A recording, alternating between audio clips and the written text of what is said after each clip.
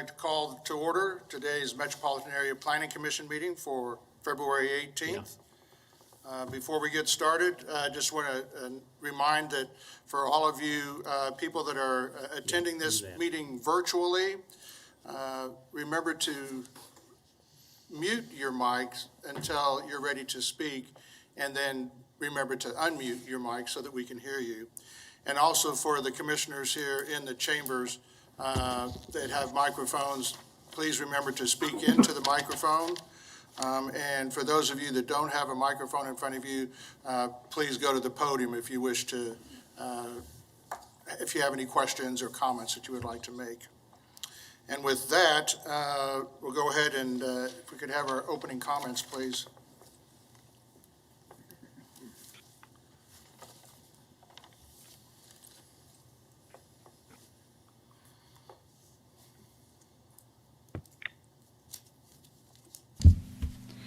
Before we begin the agenda, the Wichita-Sedgwick County Metropolitan Area Planning Commission and the Wichita-Sedgwick County Board of Zoning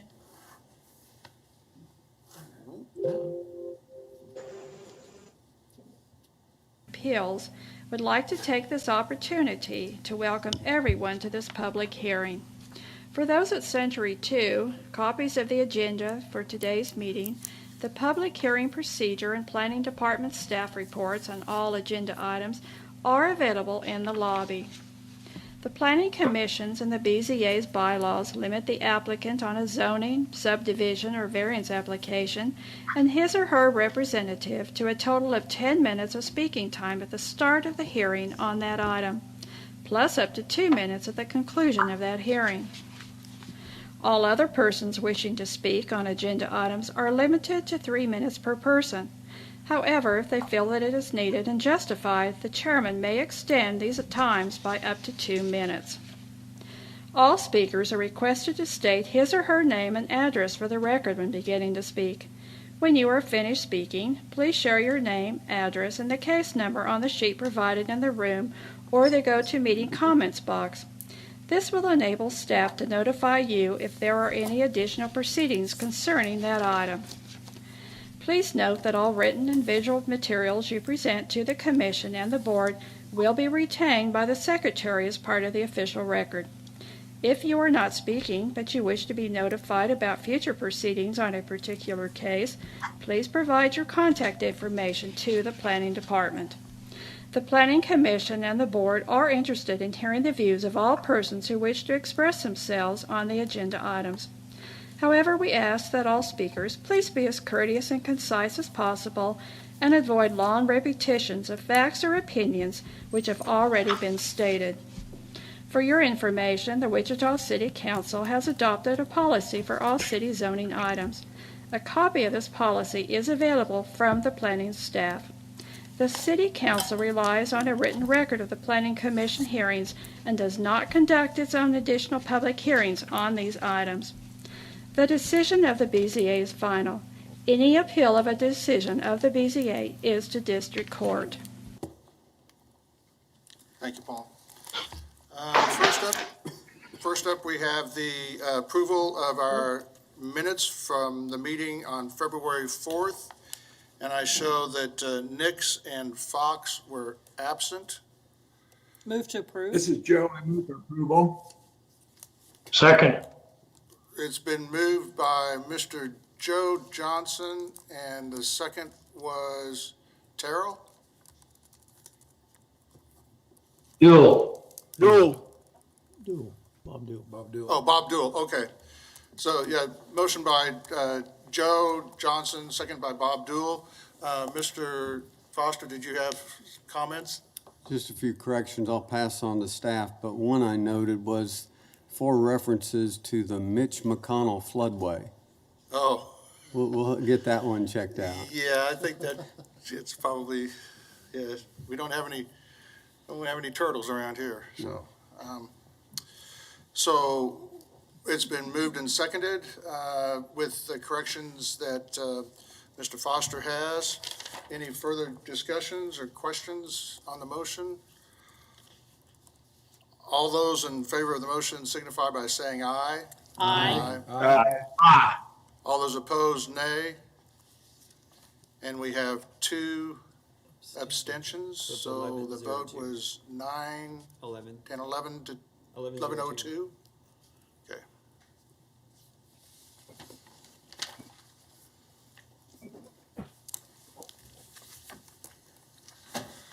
Okay, well, moving on to our subdivision committee recommendations. First up, we have sub 2021-0002, final plat of Ysidro, 5th edition.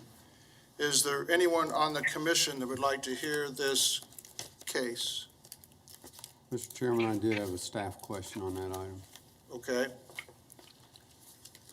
Do we have anyone at Century 2 that would like to hear this case? There's no one here at Century 2 to speak on this case. Okay, is there anyone virtually that would like to hear this case? One-step final plat for Ysidro 5th.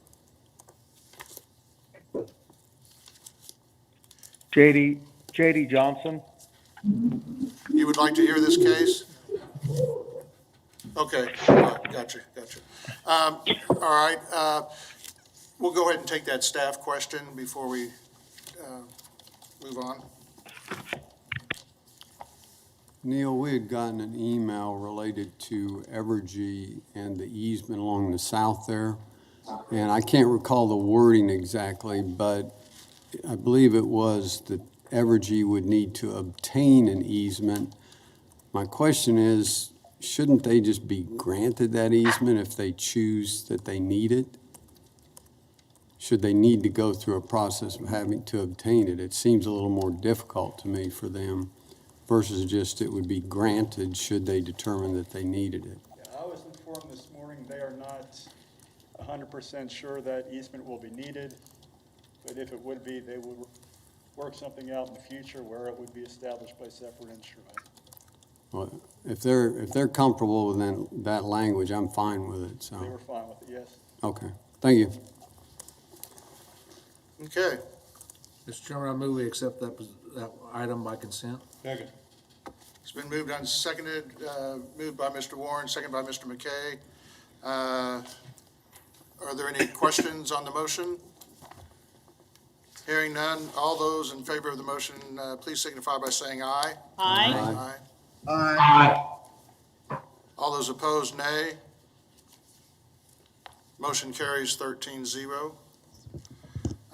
Paul, we're having a little difficulty, I'm having a little difficulty hearing up here.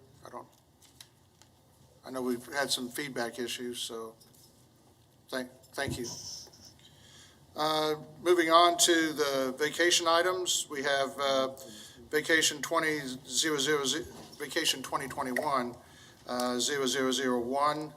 It's a vacation of 10-foot utility easement at 4124 South Gilda. Do we have anybody on the commission that would like to hear this case? This Commissioner Josh. I have a staff question, but I'll wait until after to see if there's any opposition against it. Okay, thank you. Do we have anyone at Century 2 that would like to hear this case? Mr. Chairman, there's no one here at Century 2 to speak on this case. Thank you, Mary. Is there anyone virtually that would like to hear this case?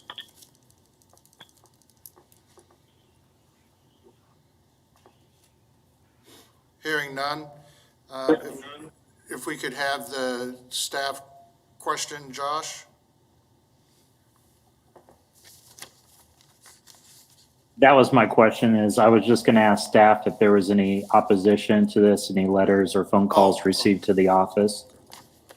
No, and the issue with Evergy actually isn't part of this utility easement. It is just there to help document the file for building permit purposes. Thank you. Appreciate no other further questions. Thank you. All right, moving on to vacation 2021-002. It's a vacation of a utility easement by a separate instrument located at 1821 North Webb Road. Is there anyone on the commission that would like to hear this case?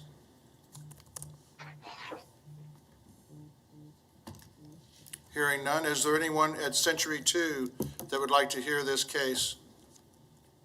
Mr. Chairman, there's no one here to speak on this case. Thank you, Mary. Is there anyone virtually that would like to hear this case? Located at 1821 North Webb Road.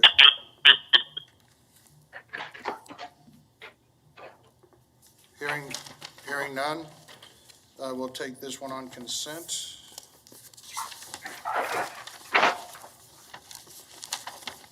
Next case, vacation 2021-003. It's a vacating a portion of access control on Broadway Avenue, located approximately at 11,500 North Broadway. Is there anyone on this, on the commission that would like to hear this case?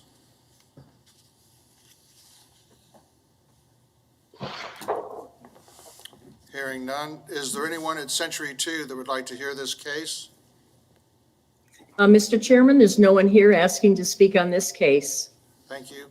Is there anyone virtually that would like to hear this case?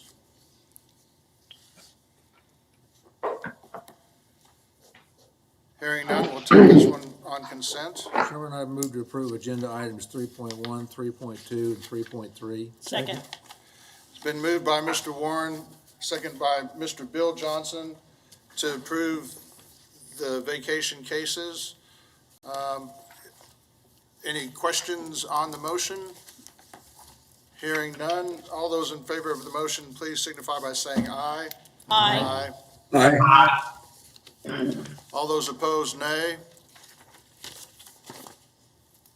Motion carries unanimously. Moving on to our public hearing cases. We have a PUD 2020 number 14, city zone change from SF5 PUD to create Falcon Falls PUD number 82, located approximately Hillside and 45th Street North. Is there anyone on the commission that would like to hear this case? We will hear this case. Mr. Hartman.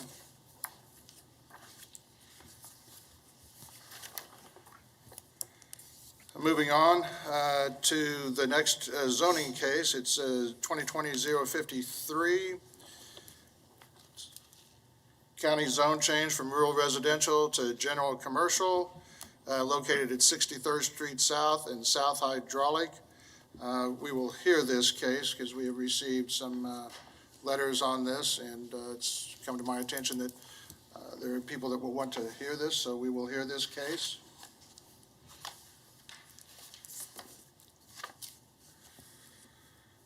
Item 4.3 has been deferred. Item condition 2021-02, a conditional use for a drinking establishment at 1001 West Douglas. Is there anyone on the commission that would like to hear this case? This is a staff question at the end. Okay.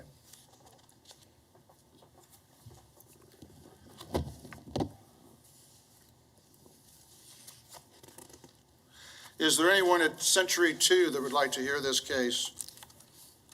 Mr. Chairman, there's no one here to speak on this case. Thank you. Is there anyone virtually that would like to hear this case?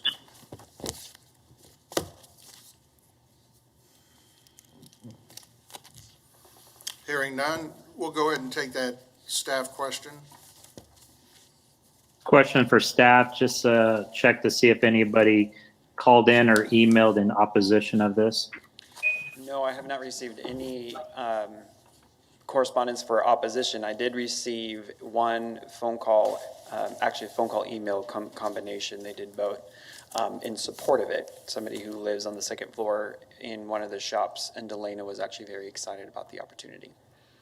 Okay. Thank you. Appreciate it. Moving on to the next case, it'd be conditional use 2021-0003, located at 605 North McLean. Is there anyone on the commission that would like to hear this case? Mr. Chairman, I do have a staff question. Okay. Is there anyone at Century 2 that would like to hear this case? Mr. Chairman, there's no one here asking to speak on this case. Thank you.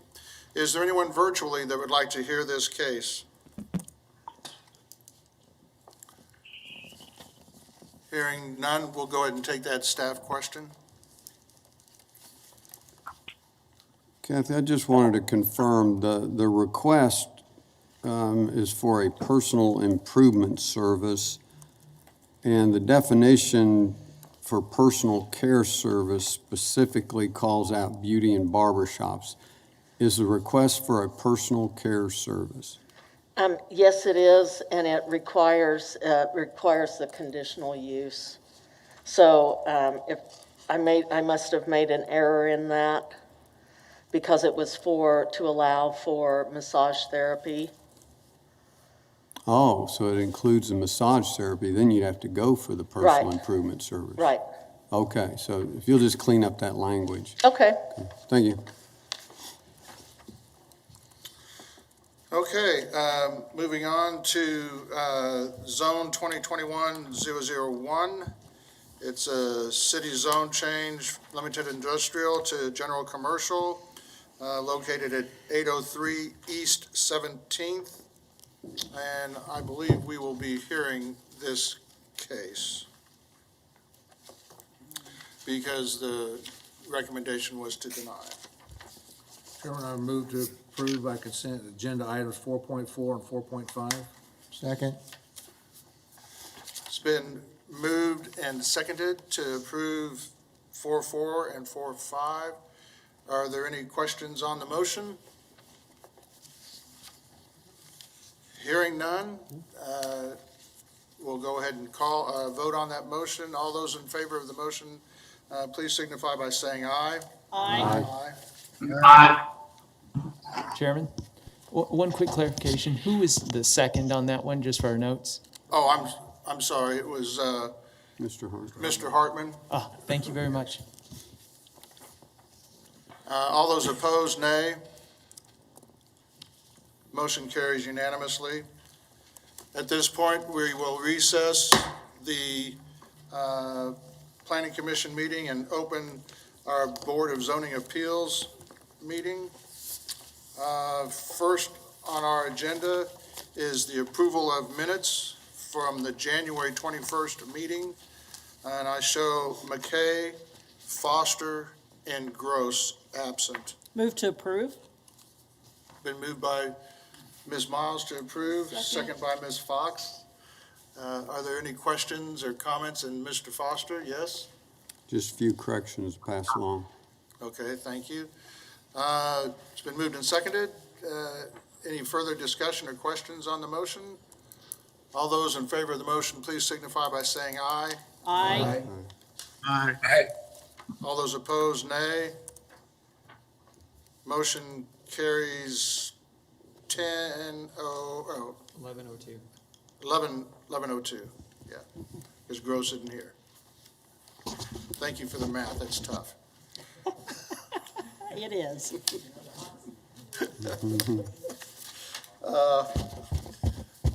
Moving on, the first one, BZA 2021-1 has been deferred. So we'll move on to the next case, which is BZA 2021-002. It's a city variance for parking spaces located at 2820 South Hoover Road. And I show Mr. Bill Johnson will be abstaining on this. Mr. Chairman, when we have a chance, we have a clarification on the staff report as well. Okay, all right. We'll see if we have to discuss it, and I'll call on you for the correction on the staff report. Is there anyone on the commission that would like to hear this case?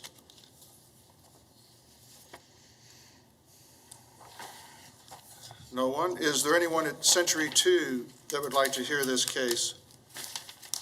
Mr. Chairman, there's no one here asking to speak on this case. Thank you. And is there anyone virtually that would like to hear this case? Hearing none, and if we could have that update on this, please?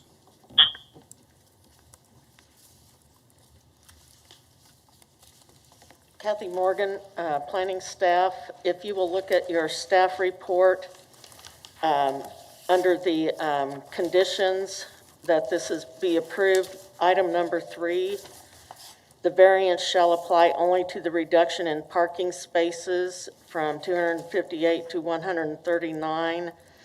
Any future expansion, and then insert this, or change of use of the facility will require a separate zoning action. Okay, thank you. So they will have to come back if they want to expand or there's a change of use for the Yes, building sir. itself, for the, okay, thank you. Thank you very much. Kathy, got a question. Mr. Blick? Did you receive any opposition on this by email or phone call from None. the office? None, either one. Thank you so much for your time. Apologize you had to go back up. Okay.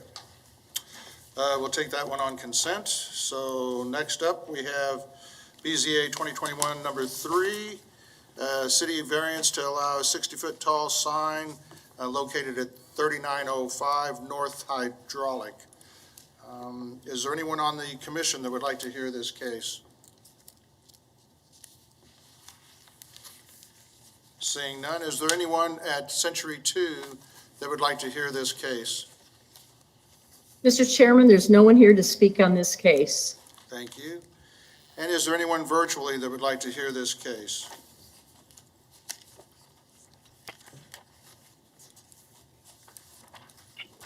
Hearing no one, we'll take that one on consent. Moving on to BZA 2021 number 4. City variance to allow 300 square foot sign on property located at 12,098 East Kellogg. Is there anyone on the commission that would like to hear this case?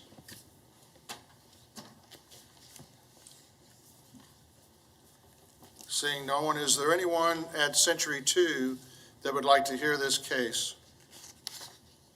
Mr. Chairman, there's no one here asking to speak on this case. Thank you. And is there anyone virtually that would like to hear this case?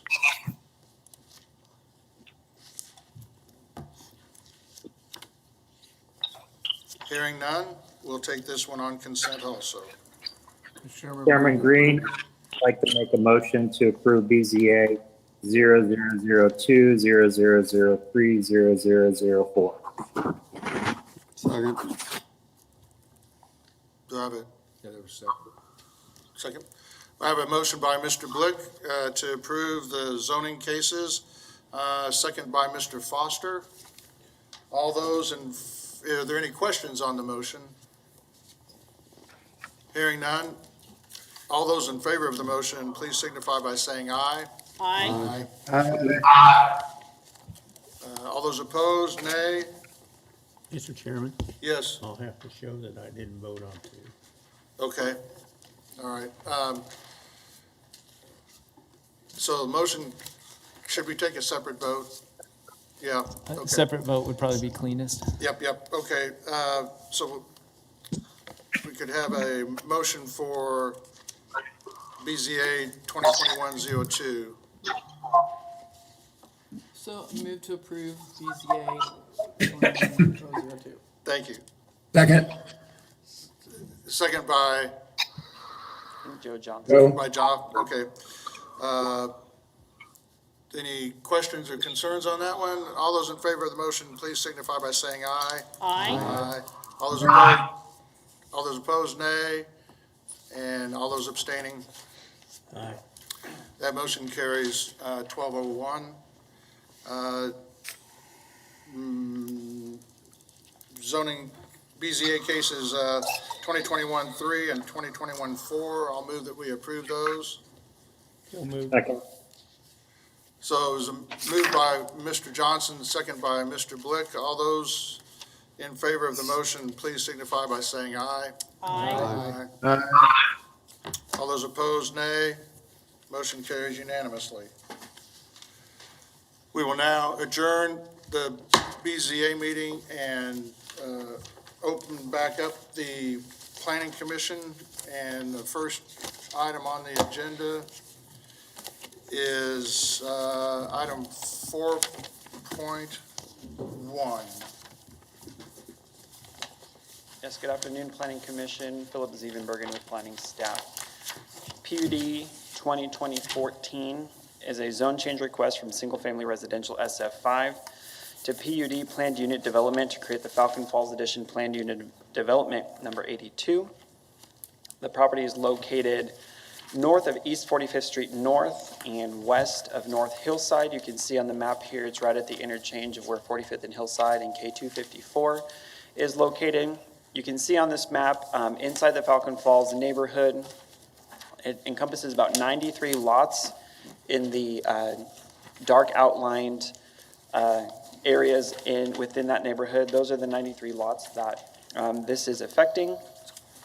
As we have seen with two other proposals in the last month, this is a J. Russell project where he is looking to create this PUD in order to permit accessory apartments by right, in addition to one non-resident employee for a home occupation.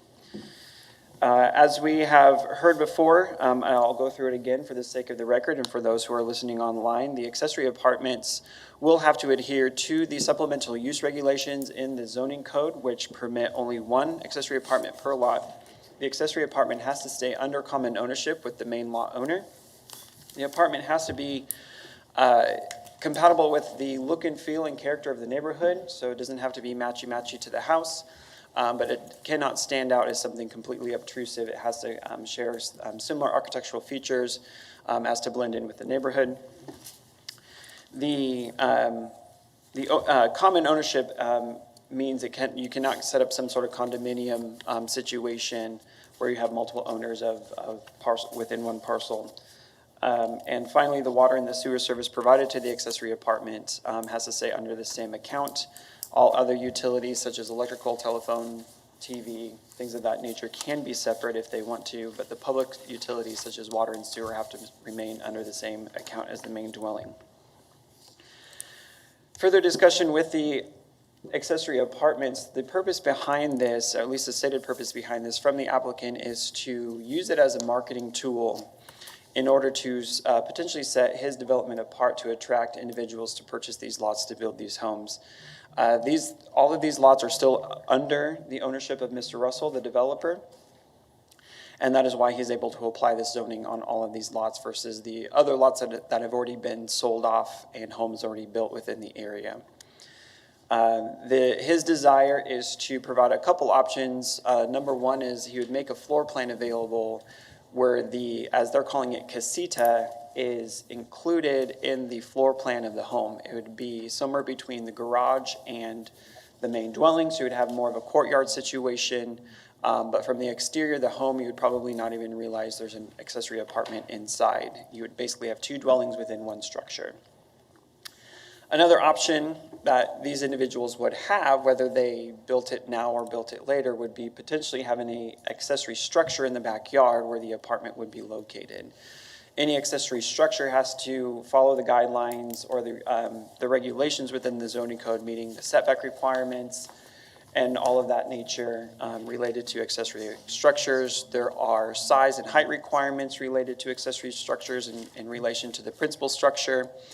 So all of that is applying in this case. Nothing is different about that. Literally, this PUD is only saying they're still restricting it to SF5 uses. They just want the accessory apartment to be able to be done by right versus conditional use.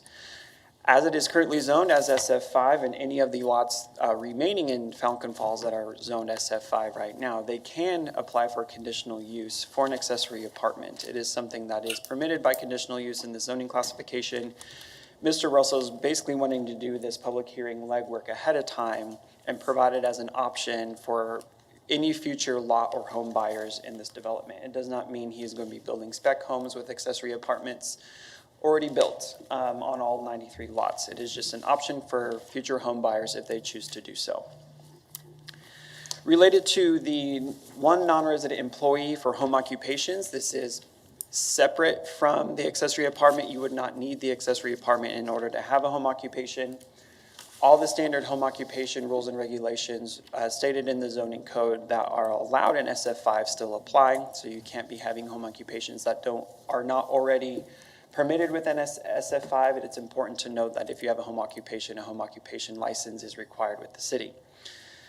So examples of home occupations are office work.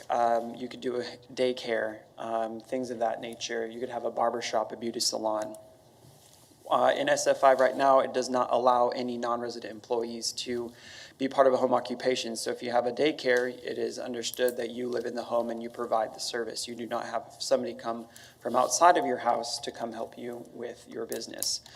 This would permit, as said before, one non-resident employee, so somebody who does not live with you, to come and work with you in your home if you have a home business. I believe Mr. Russell's intention with this is, given the environment we're living in now, or potentially a new normal where there's potentially more people working from home, individuals needing to homeschool their children, depending on if they're on a remote day or not, potentially a college kid who had to move back home because his college is online and they don't have dorm space, or they don't want to be living in the dorms anymore. Or even further, anybody who wants to take care of an aging parent who's in a nursing facility that might be on lockdown. This could give them that extra space. The intent of this is these are all functions that could be done in the existing home right now, but the idea is then giving people some extra space to do that, something where they can walk across the courtyard and kind of be a separate space than the house, just to provide some of that separation. And the agent for the applicant can elaborate on those ideas even further if they choose. So the intent with the home occupation would be, say you are now working from home, or you have your home, or you choose to now have a home business in the world we're working in. You could have an administrative assistant or a colleague come in office with you in your home as well, and then that would be permitted by right in the PUD, as opposed to the regulations in SF5, which it would not. Again, the home occupation does not have to be in the accessory apartment. It could be in a single-family home that is built without one in the PUD. They could have the accessory apartment to office out of. They do not have to have one. The surrounding location, as you can see on the zoning map, all the properties, at least in Falcon Falls, are zoned single-family SF5. The majority of these lots are built with homes already that are not within the PUD.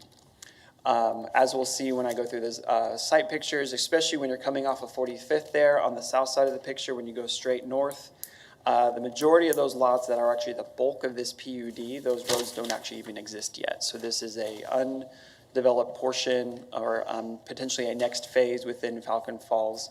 The further north and the further east you get is basically where Falcon Falls started. And those homes, the bulk of the homes that are constructed are in the north and the eastern part of the development. Property to the west is in Sedgwick County. It's zoned SF20. You can see they're right at the corner where the highway traverses across 45th and Hillside. You have some limited commercial that's in the red, and the bright yellow is TF3, two-family and or duplexes.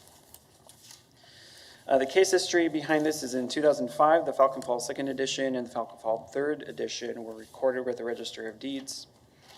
West 45th Street is a paved 2-lane arterial street. It does widen to 4 lanes with turn lanes when you get to the intersection with Hillside. It does not have any sidewalks. All of the roads within the development are paved local streets that are 2-way, and they have sidewalks on one side of the street for collector streets only per the subdivision regulations. The comprehensive plan, if we want to go to the land use map, there we go, identifies this area for new residential. The category describes areas of land that are likely to be developed or redeveloped by 2035 with uses predominantly found in a residential category.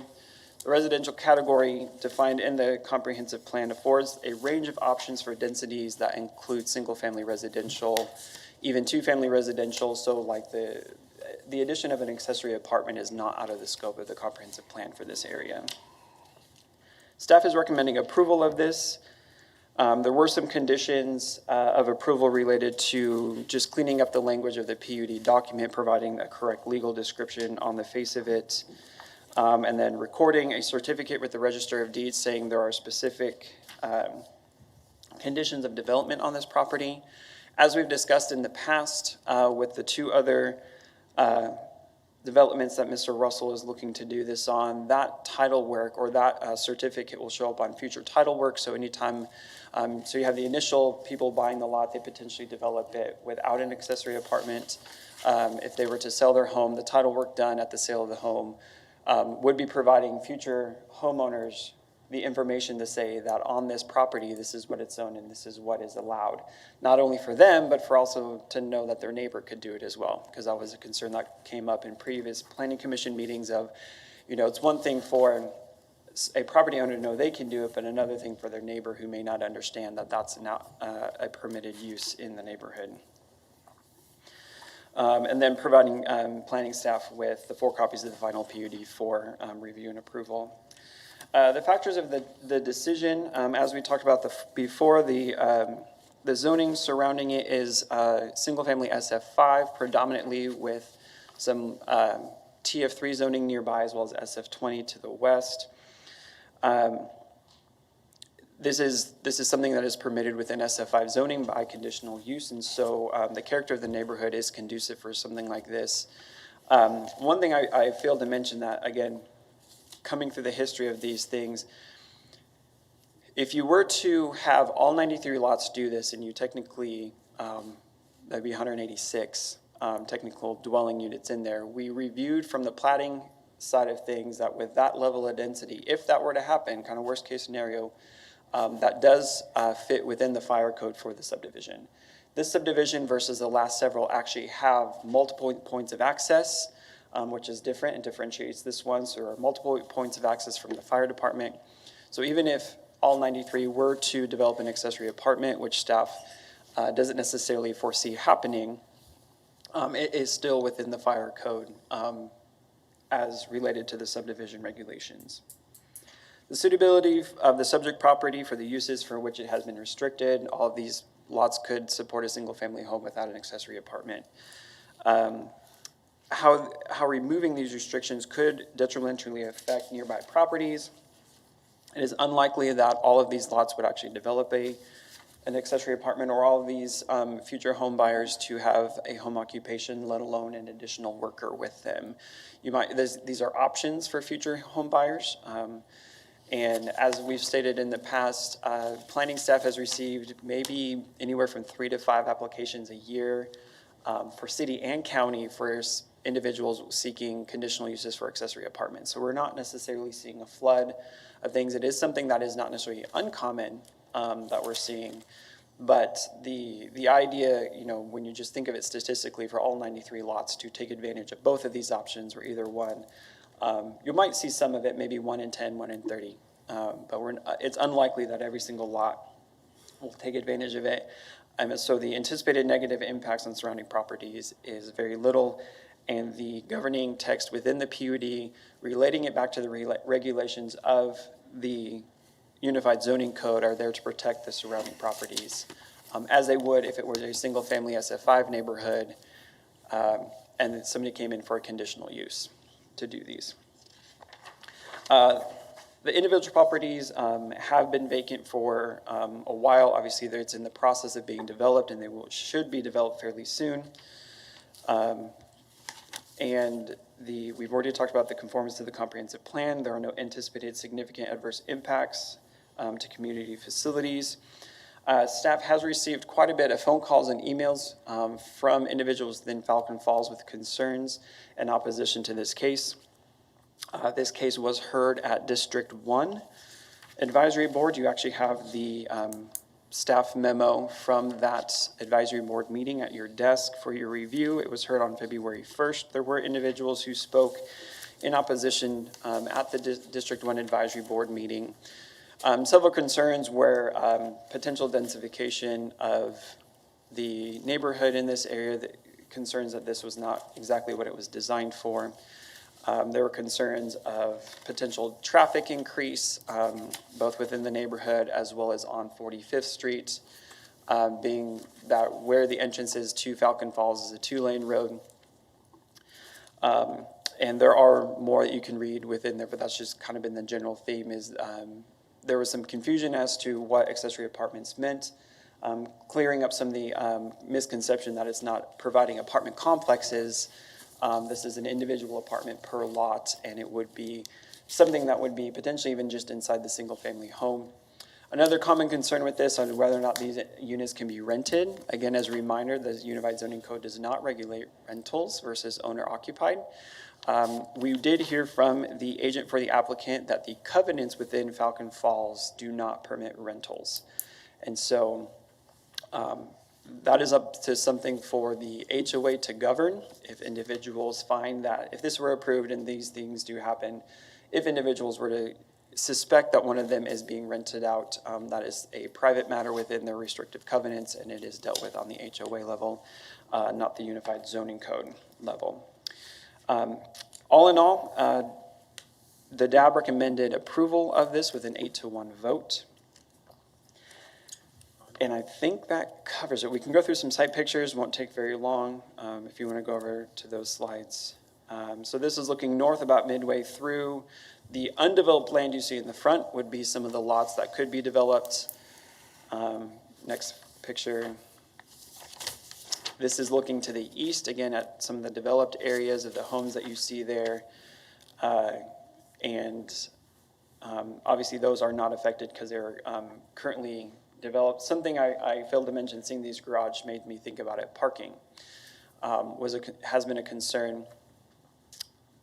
A single-family dwelling per the zoning code only requires 1 space of parking per dwelling unit. And so with these having 2 to 3 car garages, they have 3 spaces in the garage and probably 3 spaces in their driveway, so that's 6. So technically, these lots are providing over and above what is required. And when you think about a potential accessory apartment or 1 non-resident employee, you're looking at potentially only 1 or 2 cars, and so parking should not necessarily be an issue. You can keep going through the pictures. Now just looking south, again, the undeveloped land would be where some of these lots would be next to the single-family homes that are already built. I think there's only one final picture. Looking to the west, perhaps, there it is. And so again, you can see that it is very actively in the development process with new single-family homes. And Mr. Russell looks to complete this neighborhood, just providing some additional options or additional amenities to some of the lots that have been undeveloped. With that, I can stand for any questions you have for staff. Do you have any questions of Philip? I've got one. Yes, Mr. Warren. Okay, go ahead. Philip, assuming this would be passed today, the remaining lots, because they're not included in this, would have to go through a conditional use hearing. If this were approved, would there be a way to streamline that for somebody if an existing owner in that area wanted to put in an accessory apartment or something along this line that would be in line with all of these rules? Is it easier now that I think of 2 options, and I think Scott's conferring with JR, and I'll throw it out there for him to, number one, if they went through a straight conditional use process, they would have to do the public hearing process just like we're doing now. Obviously, it'd be a little bit easier because if you're already permitting it in one area, there's probably not going to be opposition to do the rest. One thing I would thought of and what I would want JR to comment on is whether or not the PUD could just be amended to include other lots. Either way, you're going through a public hearing process, whether they get included in the PUD zoning or whether or not they just get a conditional use. Either way, it's the same public hearing process. The difference being a conditional use, if not protested, does not have to go to city council for final approval, which means they could be done and on their way a little bit sooner. from a staff standpoint, if somebody came in and they said, I want to duplicate all of the rules and regulations that were there, that would make it a little at least easier to say, we're going to copy what's already been done in the subdivision. The fact that this would already be in the neighborhood, it would make the decision fairly easy to allow it somewhere else because it's already would be permitted by this PUD. Thank you. JR, did you did you have a comment? Mr. Chairman, this is Joe. Metropolitan Planning for the record. I don't really, I think Philip summed it up pretty well. I really don't. Okay. Unless there's some further questions, no. Okay. Mr. Hartman, and then we'll go with Mr. Joe Johnson. Mr. Hartman? Do you know how many lots are in that total lots are in that Falcon development? I apologize, I do not. Just by looking at it and looking back on the other applications we have processed in those subdivisions, you're probably looking at close to 300 would be a That'd be my guess. It looks like there's 90. There's 93 93 lots in this, and in looks like there's at consideration, least- and especially when you're looking at the very north end that is the most developed, I would put it anywhere between 250 and 300 lots. Yeah, looks like there's like at least 2 times more lots. Yeah. Mr. Rose may have an idea too. He may have an idea, yes. Out of the 3 applications that Mr. Russell has been doing, this one has the fewest number of lots that have been included in a PUD in And the best comparison to the access. rest of, in comparison to the rest of the lots available in the subdivision. Along with the best access. And Mr. Johnson has an issue. Mr. Joe Johnson. Yeah, Mr. Chairman, I just wanted to congratulate Philip on a very thorough presentation. Whether I'm for it or against it doesn't matter. It's just I wanted to compliment him on the way he presented it. Thank you. Thank you, sir. Thank you, Joe. Ms. Fox, did you have a question? Yes, the lot sizes in this area seem to me to be significantly smaller than the lot sizes in the other 2 developments, as well as the percent that's already built out, which makes it easier to see the lot size when all the houses are there. There are rules about the density of these residential neighborhoods, correct? What governs it is, single-family SF5 has a minimum lot size requirement, and that is 5,000 square feet or 6,000 square feet. There's two within there, and there's little nuances in there, but I believe that these lots are well above the minimum lot size. 0.17 acres is what I see as the smallest lot size in that area, so that would be well above the 5,000 to 6,000 square feet. Yes. Okay. Thank you. And again, if they were to be doing a detached apartment and accessory structure, that would have to be built in the backyard, subject to accessory structure setbacks. Okay. Any other questions for Philip from the commission? Seeing none, if we have the agent or applicant, and you have 10 minutes. Chris Rose with Boffin Company, agent for the applicant. The applicant agrees with staff comments, and I'll be happy to answer any questions you might have. As far as the total lot count for all of Falcon Falls, it's probably somewhere between the 250 to 300, like Philip said. I don't have an exact lot count. It was done several years ago. So, but I'll be happy to answer any questions you guys might have. Any questions for Mr. Rose? Hearing none. Thanks, Chris. Hang loose. Do we have anyone at Century 2 that would like to address us on this case? Mr. Chairman, there's no comment from Century 2. Okay. Is there anyone virtually that would like to hear this case?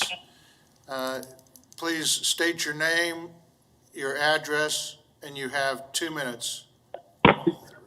Brian Stewart, 2637 East Kite Court. Can you hear me? Yes, and you have 3 minutes. I'm sorry. Go ahead, Mr. McCure.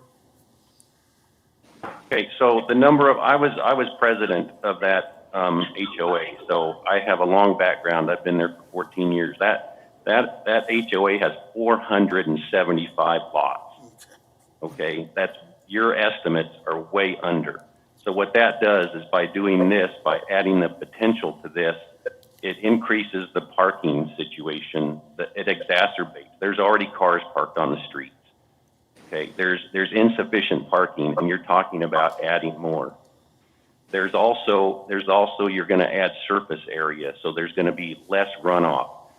in a rain event a few years ago, we had water come within several feet of a number of the homes in this area. So you're looking at another Cowskin Creek situation if you keep increasing surface area in this area. So that's another reason not to do it.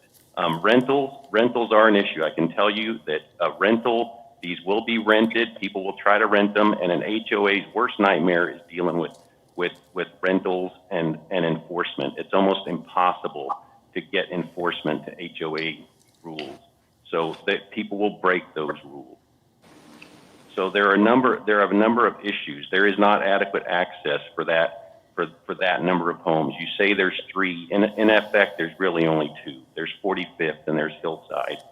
And there were duplexes put in, and those are both 2 lanes, open drainage. There's already issues with cars and traffic on those roads. So that's insufficient roadway to deal with an increased number. And it's already difficult, and we don't even have the 475 homes in there. So I'm opposing it, and I'll be glad to send a letter, and I'll be glad to send photographs. And I've talked to multiple neighbors, and they're opposed to this. I like the idea, but somewhere else. We've been in this for almost 15 years, so the idea is great. Just do it somewhere else and have it in the planning at the beginning, please. Thank you. Thank you. Are there any questions of the speaker? Yes, I have a question. My name is Jewel Moncure. I'm sorry. I live at 2410. Hang on just a minute, please. Hang on just a minute, Jewel. I was asking if there are any commissioners that had a question of the speaker, and I heard none. So it's now your turn, Jewel, and if you could give your address also, I'd appreciate that.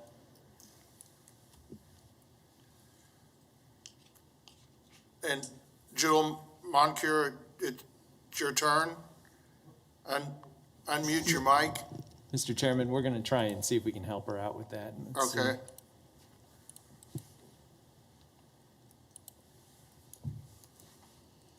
Yes. Okay, I'm sorry. I don't deal with technology a lot, so that's fine. I have a little difficulty with that. No problem. Okay, again. All right, am I ready? Yes, you are. It's your turn. You're up for 3 minutes. Okay, I live at 2410 East Thunder Street.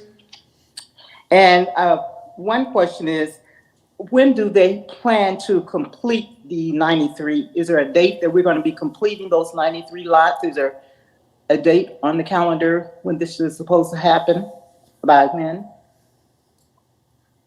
We'll let the agent respond to these questions once we have all of them for him. So if you have any other questions or comments, now would be the time. And then when public comment is over, then the agent will address those comments and questions. Oh, okay. And my other question is, I know that Jay Russell had 2 other areas that he had applied for the same PUD, and I wanted to know what is the status of those at this time? Have they been approved, or where are we with those? Well, I think that we can probably answer that one, Philip. He has applied for 2, and the Planning Commission has approved those 2. Right, and they are now slated for going to City Council for final approval. That has not happened. Well, one of them did. The very first one, PUD number 2020-12, which is the one on West Maple, was approved by City Council. PUD 13, which is the Rocky Ford edition on South Rock and 33rd Street, is slated to go to City Council shortly. Okay. Did you hear that, Ms. Moncure? Yes, I heard it. Okay. And my last question is, I know the process, when will the residents know when it has been approved and the outcome of this, and how long will that take before we'll be notified? After, I know we have 2 weeks to get the opposition in, then when will we know, and how will you all let us know what the outcome of this PUD?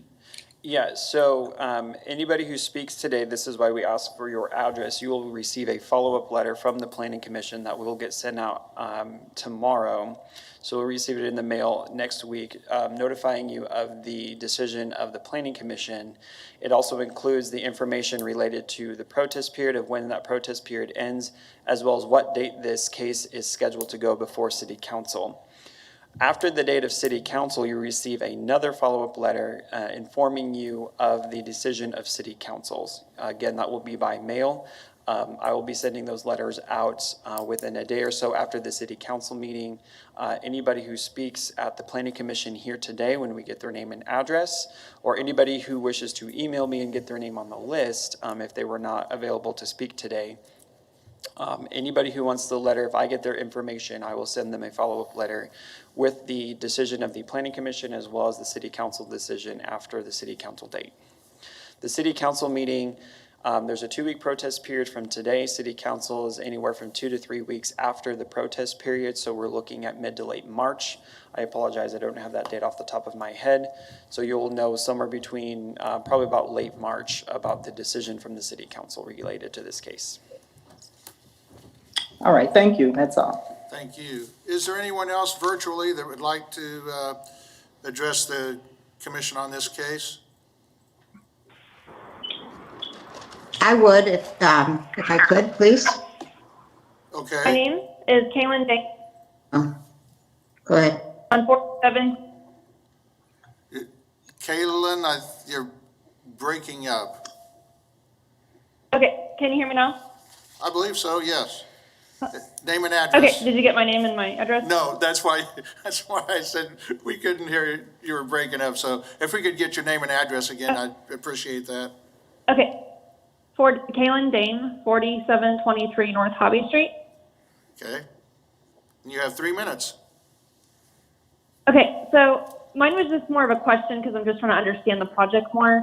I live on one of the ponds, and I know in the covenants when we moved in, like, we aren't allowed to put like sheds on our lot, whereas other people can that don't live on the water because of the drainage. And I don't know how this kind of goes along with what the first guy was saying about the drainage. Is that going to be a problem with potentially having these apartments in like the backyards on a lot, that's on the water? Okay, we will have the agent address that. I know he's taking copious notes on this. So, okay. Did you have any other questions or comments? Yeah. Also, a couple of my neighbors, they wanted to make sure that when they say accessory dwelling unit, that this is not in fact a open door to a builder rolling through and planting a duplex of any sort. It's totally different. It's a single family unit, right? Only with the apartment, not allowing for duplexes to be plopped here and there and everywhere, correct? That is correct. That would take a separate zoning action. Okay, because I know a lot of the neighbors were really concerned about that, just with the word accessory dwelling, that they're like, no, we're gonna have duplexes in here.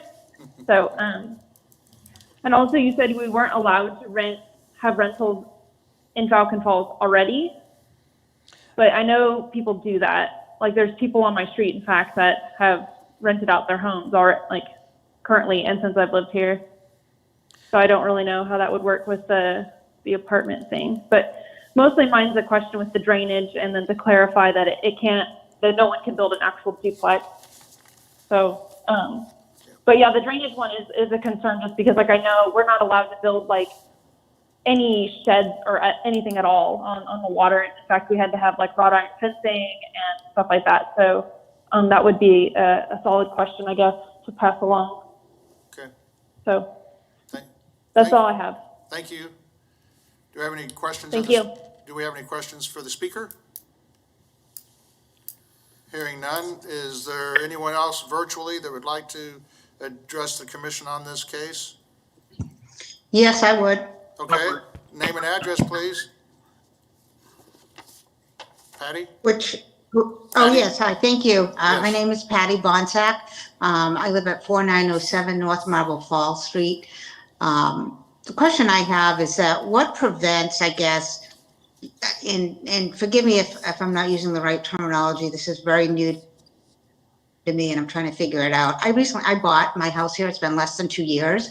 When I bought here and bought into this neighborhood, I understood that this was going to be single family homes. From the pictures that is being presented, it appears that right behind my house or within a few feet, it's going to be a casita.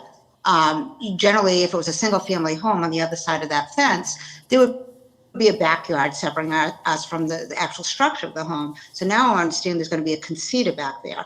So that's one of the reasons I just oppose it. I understand the concept of it, but it becomes problematic is how do you limit somebody, you say, it sounds great to say my mother-in-law is going to live there or maybe a disabled son going to live there, and those things all sound great, but how do you limit somebody from just having one person living in this small unit? What's the difference of somebody renting out to a couple, a family? Then we're talking about it's actually an apartment, a rental unit. So I'm just curious on how you limit that. Okay. That's the gist of your question and concerns? Yeah, just, that's the gist of it, because when I bought my house here, I didn't realize that there was going to be, an apartment type structure in the back of my yard. And you're telling me that I can't go do that. Say I wanted to expand on my property, I then have to go through and get approval. You're saying it may be easier for me in the future, but it just doesn't seem very fair. Okay, I think Mr. Wadle, the director of the planning department, has a response for you. Sure, I think that's a two-part. I think one is, number one, what regulations are in place as far as the land use and development of structures on the properties. The second part is about the rentals. I think the agent would be best qualified to talk about the use of the properties for rentals because of the private covenants that would guide that or govern that. As far as the use, I think Philip can provide some explanation about what structures are allowed and what configuration on the properties due to the zoning. So I'll go ahead and cover, this is Philip, I'll cover the land use aspect of it. It's not to say that if an accessory apartment is constructed that it would be in the backyard. I know that Mr. Russell is providing a floor plan option where it'd be developed as part of the single family home. So as you look at it from the street, you see what looks like a single family home. If it was built in the backyard, again, as I mentioned in the staff report, there are size and height restrictions related to what an accessory structure can be in the backyard, and it would have to adhere to the setbacks. And so there are rules and regulations in place to ensure that there is adequate spacing between structures, not only on the principal lot between the accessory structure and the home, but also between accessory structures and other buildings on adjacent lots. Okay. Do we know what those are? Is that readily available to know what the size restrictions are and, how far that has to be from my back fence? Yes. I know it's going to look like a normal single family home from the front, but I'm looking in the backyard.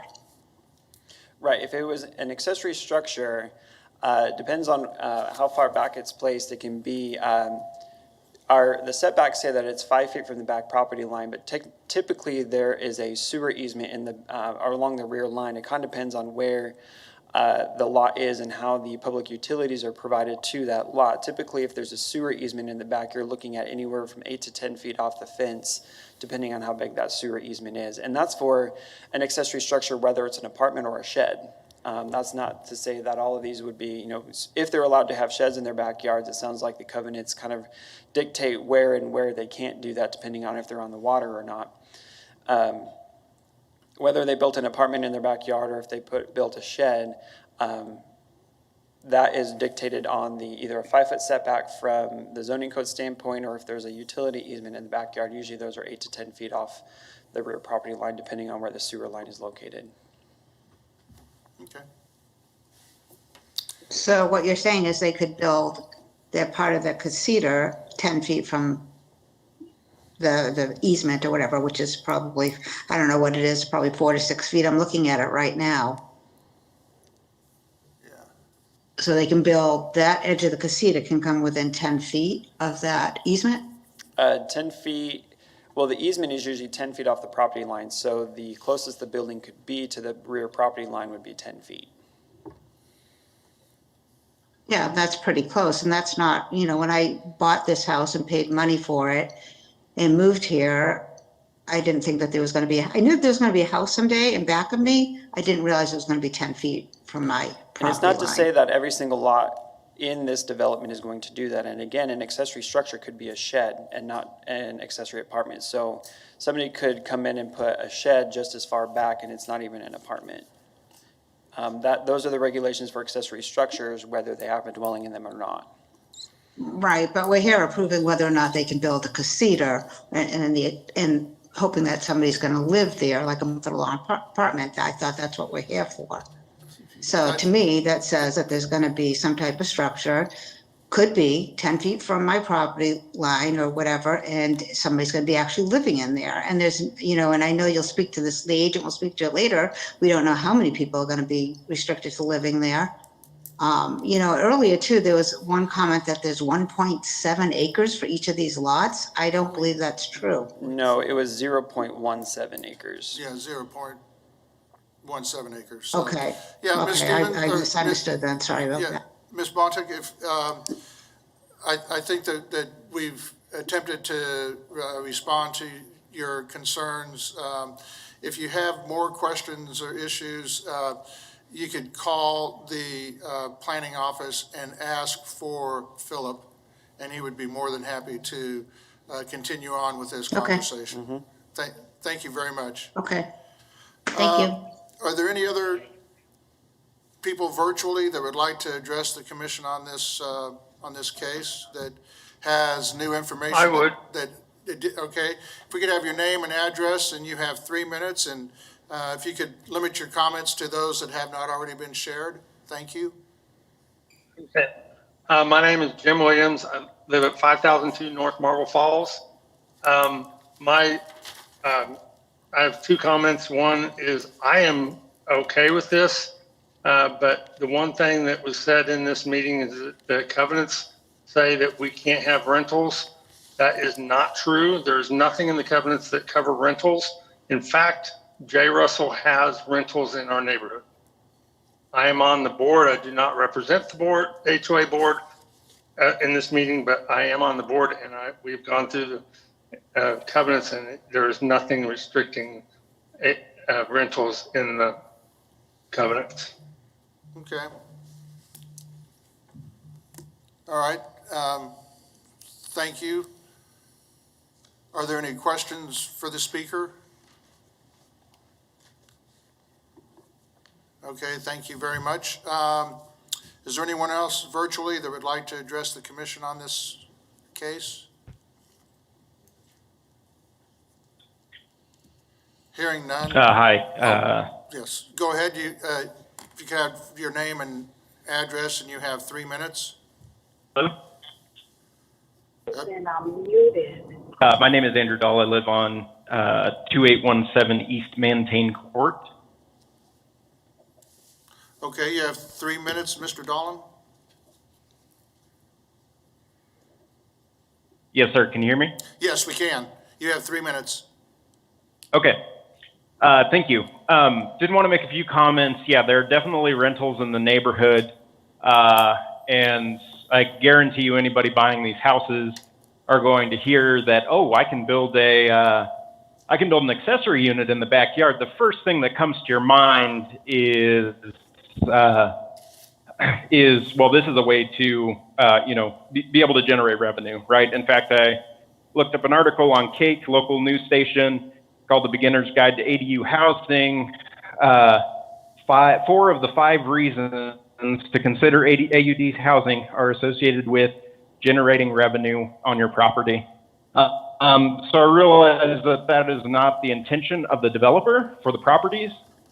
Myself and some of the neighbors, we were actually under the impression, based off of the advisory board meeting, that there would not be rentals. So it's very concerning to me to hear that actually these could be rented out. Some of our concerns were, the city can't prevent anybody from renting things out. And we heard from, I think, the old HOA president that it is a difficult thing to deal with as is. So I think there's a lot of questions around there that just make me very uncomfortable, just giving carte blanche access to be able to build these units. I also think that the ability to build the units are going to incentivize people to build smaller houses closer to the road, which is inevitably going to change the look and feel of the neighborhood.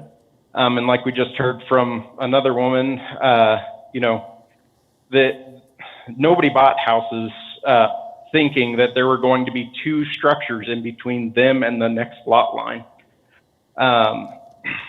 Let's see, a couple other things that I wanted to talk about. With regard to special assessments, we have, you know, we've already been assessed special assessments, and now our neighbor is going to be able to build two houses on that lot. How are we going to rectify that? Because assessments were made based on a per lot basis, and now you potentially have a revenue generating structure on the lot, potentially, you know, two individual dwellings.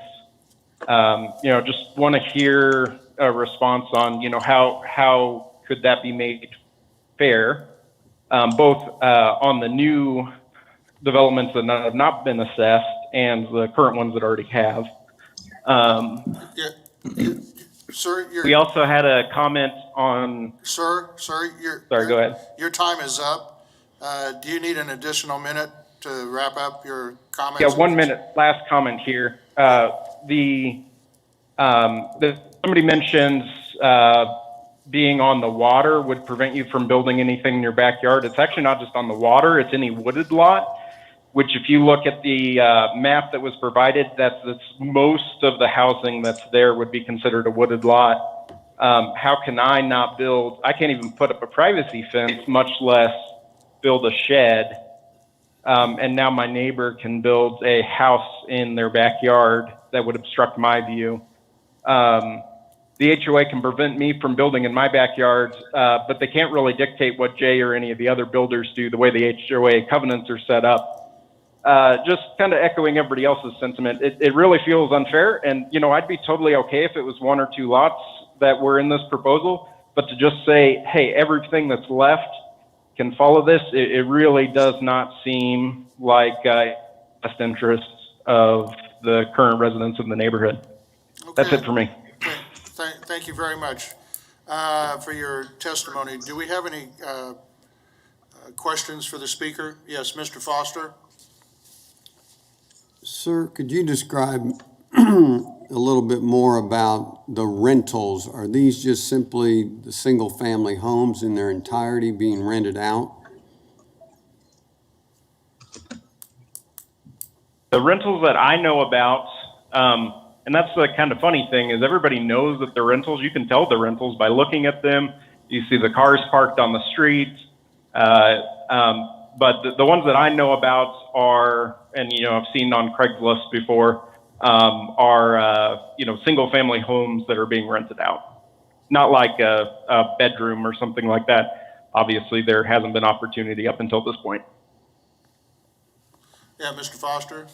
Follow-up question is, have you studied the covenant sufficiently to just confirm that there's nothing in there about limiting or not allowing rentals in the neighborhood?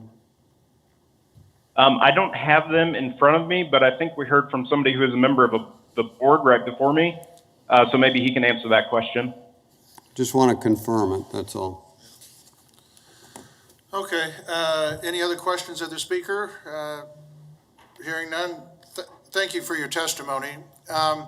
Is there anyone else virtually that would like to address the commission on this case?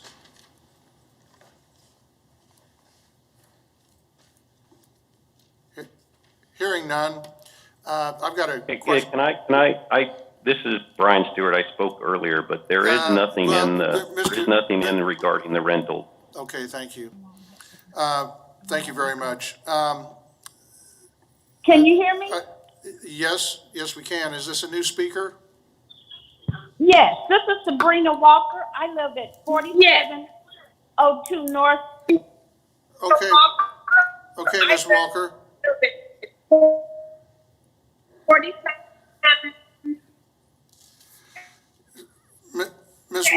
Ms. Walker, you're breaking up terribly. We can't understand. To North. Marble Falls Street. Yeah, we can't, there's something kind of glitchy about your,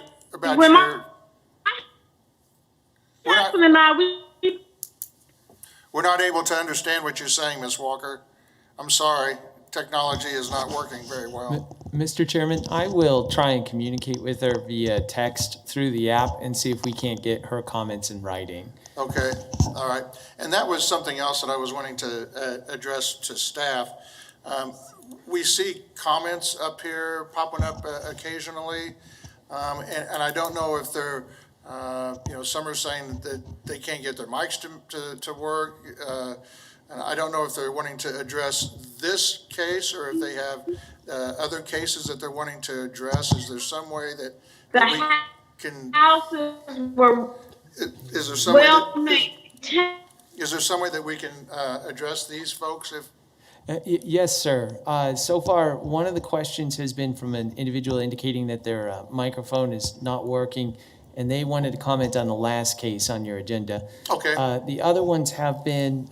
You first drove into. The other ones have been questions regarding. Okay, the one was about the last case. One had been a question by Ms. Patty Stevens, who had an opportunity to speak. Okay. Yeah, I think in the future we probably need to try to keep tabs because we get a little flash and then something, Yep. and we might catch it, we might not get exactly what they're trying to do. And I can see Ms. Fox is nodding over there too because she's been noticing that. And so thank you for kind of keeping an eyeball on that. And as far as Ms. Walker is concerned, are you going to text her? I will. I'll try and reach out to her via the text option, the comments option. Yeah, because Ms. Walker, we're trying to hear your testimony, but your system just doesn't seem to be communicating well with ours.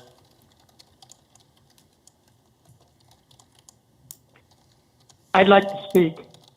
Okay, and if we could have your name and address, and you have 3 minutes. Yeah, my name is David Banowitz. I'm at 5023 North Osprey Circle, and I'll be short. I agree with what Brian Stewart said in his first phone call. I think we're just overdoing it a bit here, making this community much less beautiful and usable. Thank you. Thank you, Mr. Benowitz. Do we have any questions of him, of the speaker?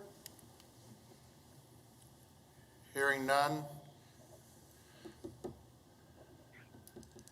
Any success, Scott? Not yet. I sent her a message, and if you're listening, Ms. Walker, you should see it as a red comment box, almost like a cartoon comic box comment at the top. And if you click on that, you'll see where the conversation is taking place, and you can provide comments. But as of yet, we've not received anything from her. Okay.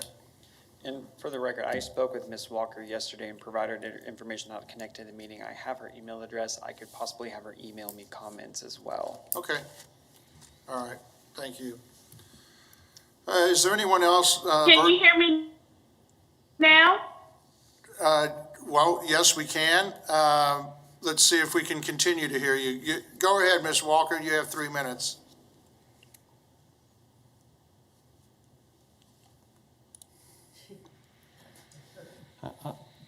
I can confirm that her microphone is unmuted at this point. Yeah, I can see it too. Ms. Walker, are you, well, now you're muted.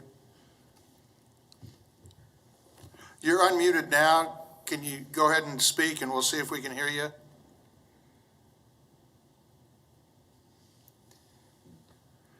I think we have no joy there. So I think Philip is planning on communicating with you again and seeing if there's anything different than what we've got. Is there anyone else virtually that would like to address the commission on this item?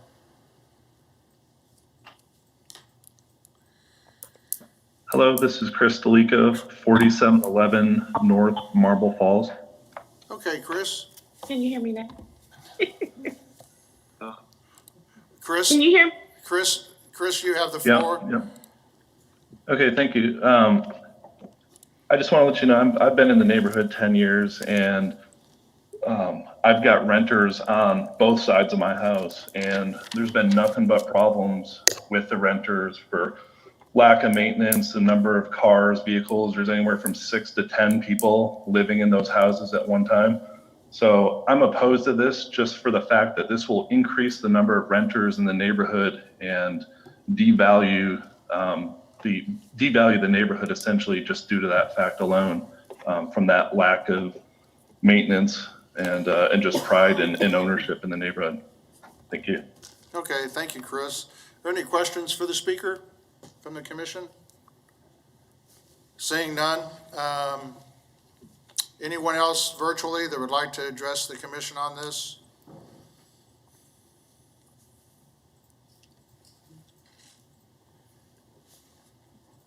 Can I ask a question if nobody else has to make a statement? Have you already addressed the commission? Yes, this is Brian Stewart, but if I Okay. could get a question later, I'd appreciate it. Okay, you've had your opportunity.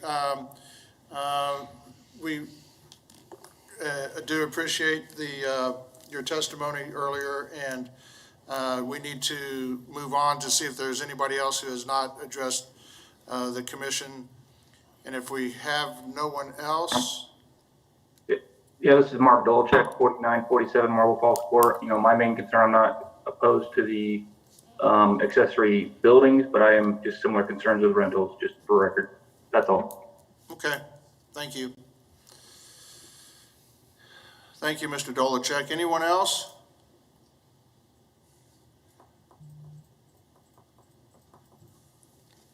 Hearing none, we'll bring it back to the agent. Oh, Mr. Foster. I've written down 2 questions that I've got, but I would like to know Mr. Stewart's question, please. Thank you. Yeah, it went back to the PUDs for Jay Russell in terms of the other developments that that they applied for this. That in terms of if those have been approved, I would just ask that, you know, if those have been approved,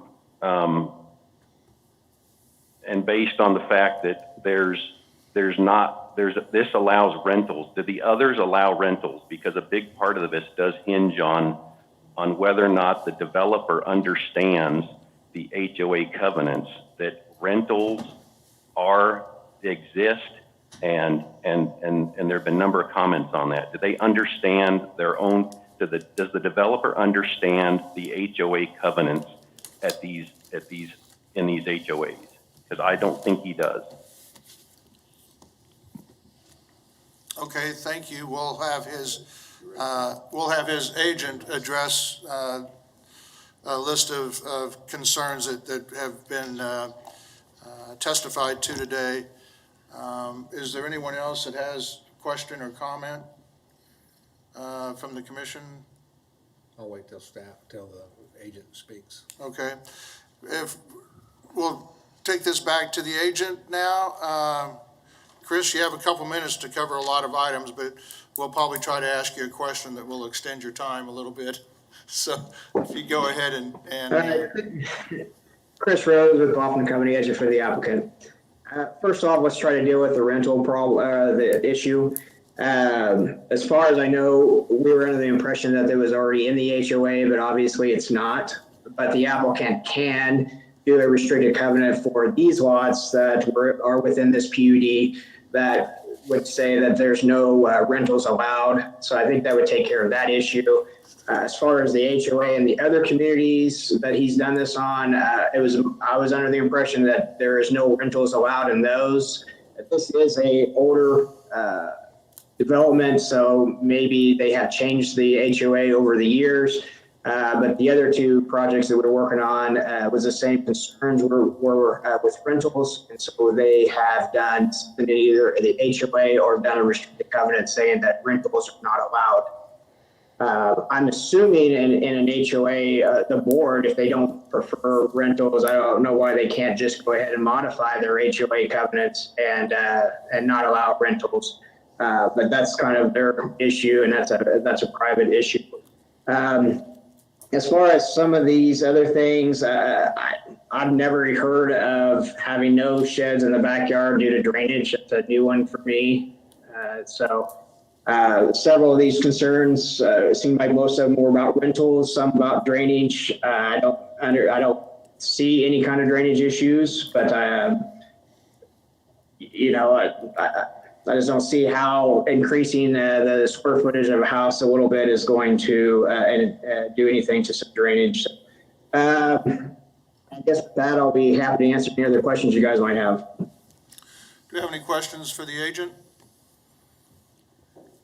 Yes, Mr. Warren. Put some questions in. I don't know if this will be for the agent or for staff. The first one will have to do with drainage.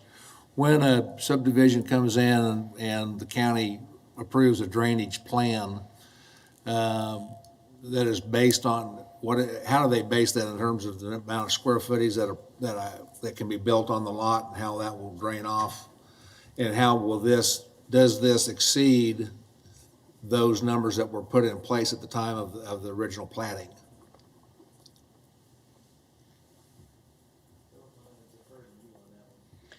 I unfortunately am not aware of what they look into. That would probably be better for the public works department. Too bad Neil's not here.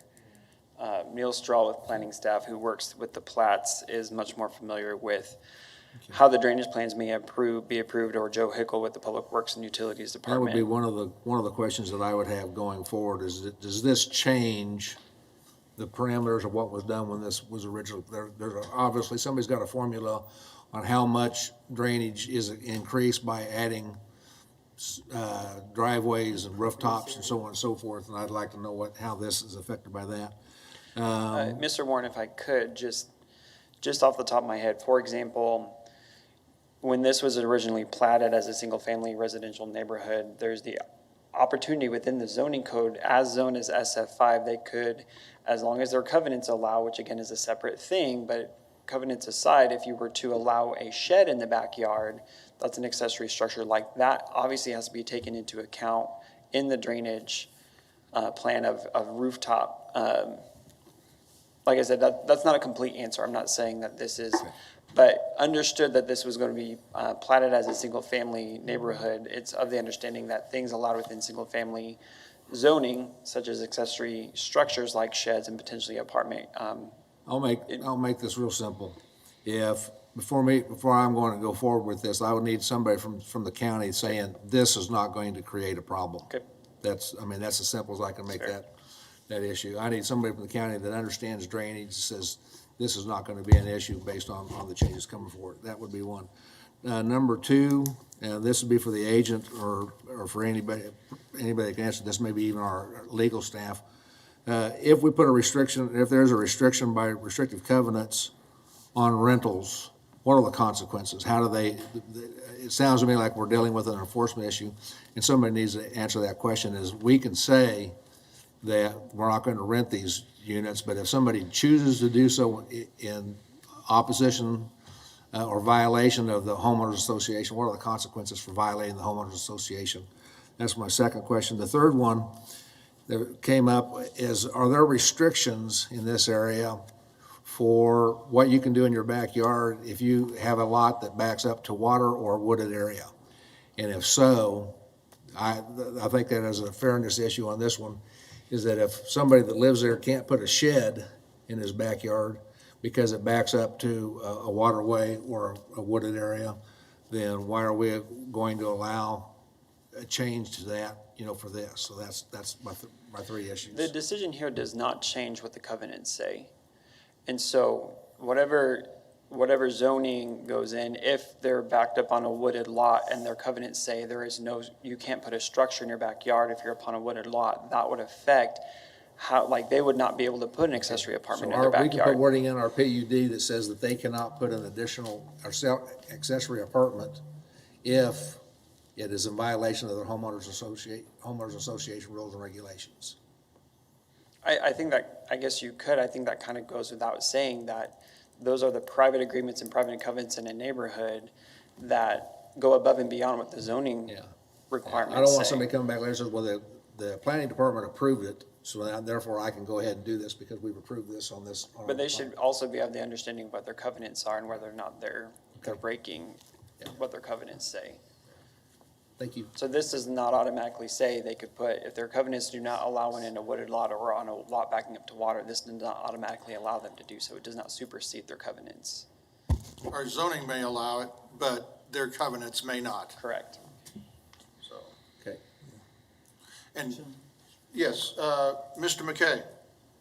Based on what Mr. Warren just got through saying, I think Chris has got some, can probably comment on some of this stuff, but if he's saying he's not going to move forward with it until we get some of these answers, Chris, where are you guys at on this? Mr. Rose? Well, as far as the drainage, any development in Wichita, I don't know if there's a maximum coverage for a home. So, I mean, any lot in Wichita, I can maximize the floor plan of the lot or of the house to fill up the majority of the lot. So I don't see us adding, a few hundred square feet to these units that is going to create some sort of drainage issue. We're not adding driveways to them. It's not like it's a duplex where we have two 20-foot driveways. We're talking about doing a U-shaped house, at least as far as a casita floor plan that I've seen goes. So we're just creating a U-shaped house with a courtyard and a driveway with a 2 or 3 car garage. So I don't see any kind of drainage issues with doing that.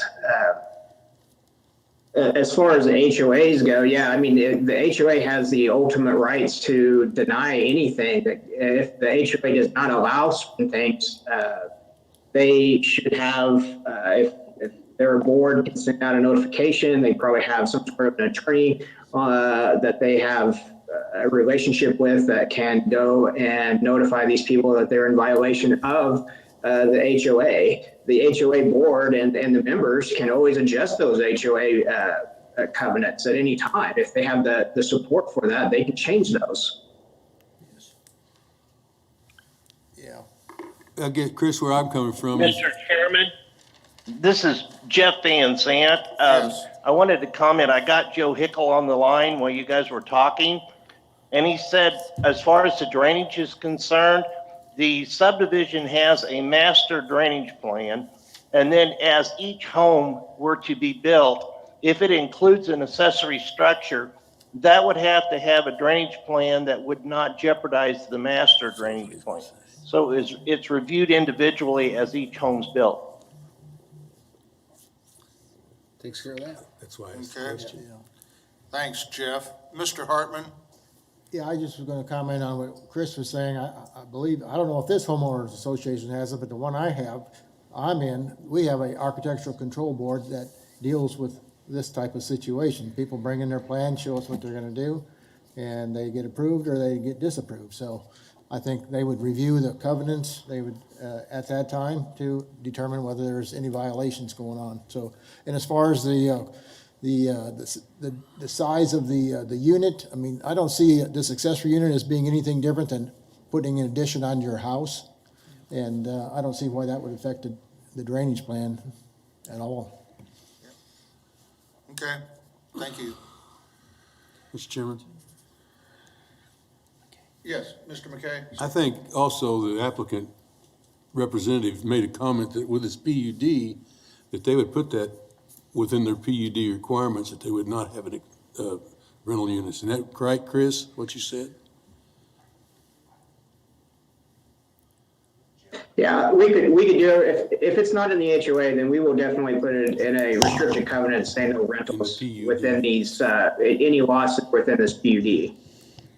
Okay, to include that in the PUD. Mr. Chairman? Yes. Scott Wadle, Planning Department. Before you would take any action or consider that, I would request that we touch base with city law, so Jeff Van Zant, about our ability and our options with that. Okay. And Jeff Van Zant?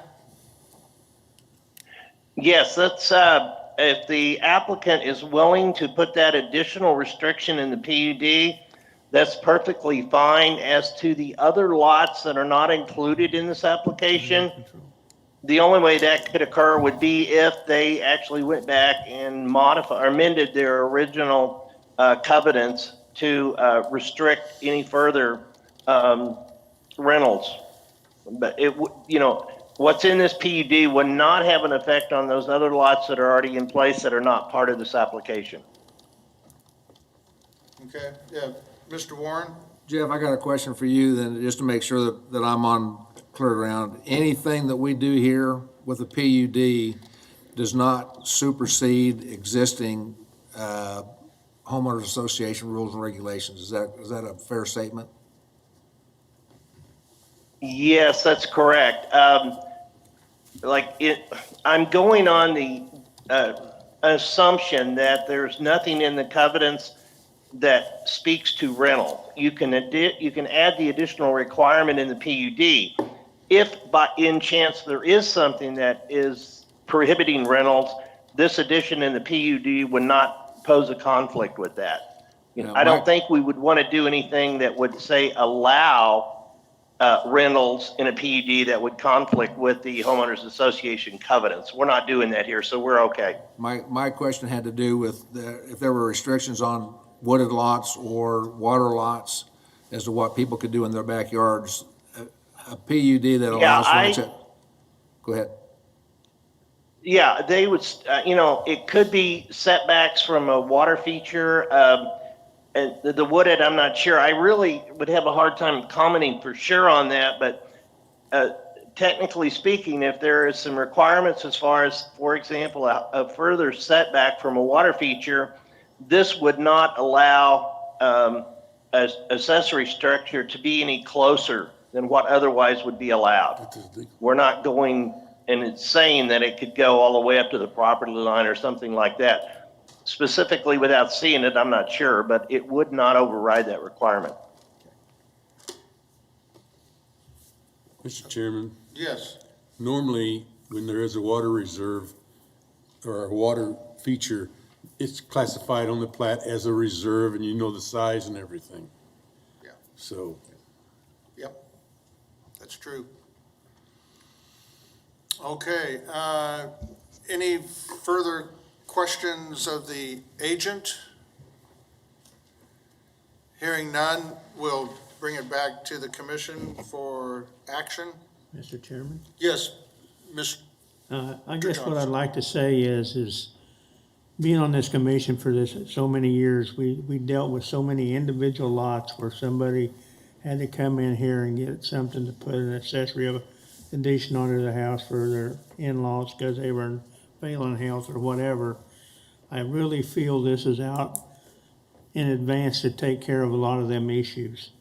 And I know that there's always a concern when there's changes, but I don't see that every one of these lots will have an accessory building attached to them. There might be 10%, it might be 5%. As far as up to water, up to trees, we're dealing with this particular area. And as long as it don't exceed what's already been planned in the past, I move to approve. Okay, we have a motion to approve. I'll second it. And we have a second by Mr. McKay. With further, one stipulation on the second, that they put in the rental clause in this PUD. okay. Do you have that noted, Philip? Yep. Okay. Yes, Mr. Foster? Just some points of discussion. We've heard anywhere from 250 to 475 lots, and I don't know if that includes the 93 we're talking about, but I'm not comfortable that fire issue has been covered here. Does anybody from staff standpoint, does somebody really know the true number of lots, and has fire looked at it knowing the full number of lots? When this discussion came up for the PUD, the Pike Edition on West Maple, the very first one that we did, and that discussion came up because that one only had one access. Neil Straw with planning staff looked at both the Rocky Ford edition as well as this edition, and I have an email statement, I don't have it in front of me, but I can supply it to you. Statement saying that should the density in these developments increase to what they could potentially be allowed to, it would not affect the fire code. It would not be in violation of the fire code. Planning staff did verify that it does not affect the fire code. Okay. Second item relates to setback requirements. Whenever you have a principal structure and you have a reserve behind it, you can take that principal structure pretty close, and you'll have to help me on the dimension. I think it's like 5 feet from the rear property line. I would need to look that up to verify. Give me 1 second here. Might be 0. What he's talking about is if there is a stipulation in the platted reserve, if there's a platted reserve, what the rear setback can be reduced to, or what the rear setback can be versus if it's not on a reserve. If you will allow me 1 second here, I can pull up the zoning code. It's 5 feet. It's 5 feet. Who said that? Chris did. Company, when there's a reserve that exceeds a distance, I think, of 10 feet, the rear setback line will go to 5 feet. Okay. But that's different than if you have a visibility restriction. That is correct. HOA would probably have some sort of different setback for them. I don't have their HOA documents in front of me, so I don't know. The other thing would be is usually we have easements back there, so usually there's at least a 10-foot, probably a 20-foot back there. A lot of times on lots adjacent to reserves, we put the full 20-foot on the lots, but I don't have that plat in front of me, so I can't tell you for sure. And I did verify and confirm that it can be down to 5 feet for a platted reserve, but he is correct. If there's easements back there, there's trump. Go ahead. Yeah, just to finish up on that, I think that weighs into Mr. Warren's concern related to construction in those areas along water. But I don't think we can address that setback since we're not talking about a plat at this point. So I just hope folks from the homeowners association are making notes to go back into their covenants and do some updates and make sure you've got the architectural review in place so you can control these items. But I think as long as the motion has in it that no rentals would be allowed by restrictive covenant that they would handle, then I would support the motion. Yeah. To address one of your first issue, Mr. Foster, with regards to access, that's always been a big bugaboo for me. And when I looked at the plat, I saw that there were actually 2 access points in and out along Hillside at the northern end, and then we also have the access point there on 45th Street. Once I saw that, I felt a lot more comfortable with the potential increase of lots. And then, Mr. Johnson, you had a comment? Well, I think the other thing is everybody's gonna pull a permit on these houses, so hopefully a lot of this stuff is gonna be built right anyway, no matter what we say up here or state up here. True. Mr. Green? Yes, Mr. Johnson, Joe. Yeah, what was the district advisory board vote on this? According to our staff, or the handouts that we got today, it was 9-1. But they were under the assumption that there were restrictions on rental. That's what they were told. Yes. That would be. Is that right? I'm asking a question. That is what was stated at the DAB meeting. Yeah, that's what was stated at the DAB. By the agent of the applicant. He was of the understanding that the covenants did not allow rentals. So if we make that a provision, even though they didn't hear that way, it would seem like that would satisfy their concerns if they heard it again. Is that a good assumption? I think that's a pretty safe assumption, since that was Mr. Warren's major concern, and we have now added that into the motion. So, yes, the long answer to you could have been a short answer. The answer is yes. But we can't dictate that to be in their covenants. That has to be part of our approval, right? Correct. Yes. Correct. Mr. Van Zant, did you have a comment? Is that legal, Van Zant?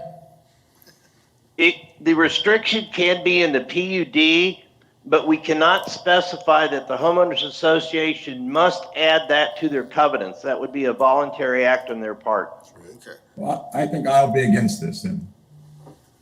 But if it's in the PUD, then would they be? It can't be. He said that It can, yes, it can be in the PUD. Yes, But it- as to the lots that currently already have homes that are outside of this application, we cannot direct the HOA to amend their covenants to include those already existing structures and lots. Okay, so, Thank you. so then to take Mr. Bill Johnson's point, when somebody comes in to pull a building permit, they will know that this cannot be, the PUD will show and say that it can't be a rental, and the homeowners should be aware of that. And, okay. Mr. Foster. Follow up on the rental question. Is the developer or the city going to be burdened to enforce this? If it's in the PUD, it falls on the city because now it's part of the zoning classification. And it's sounding like from legal everybody's comfortable with that. It's legal to do that. How about MABCD? How about MABCD? I mean, this is like the noise issue kind of thing. Mr. Cox is Yes, coming up. Mr. Foster, that is true. If somebody's engaging in something that violates a zoning provision, which this would if it's rental, the enforcement from the city's perspective could be difficult because it'd be on a complaint basis. The homeowners association under which these new homes will fall could elect to try to enforce those. In my experience, prior to coming to the city and representing homeowners associations, they're woefully underfunded to pay for legal expenses to do that. So I do appreciate it's tough, but it can come in two aspects. Either the city attempts it through zoning, or the homeowners association could try to enjoin the rental activity in these lots that are affected by the PUD because it would be under their purview as well.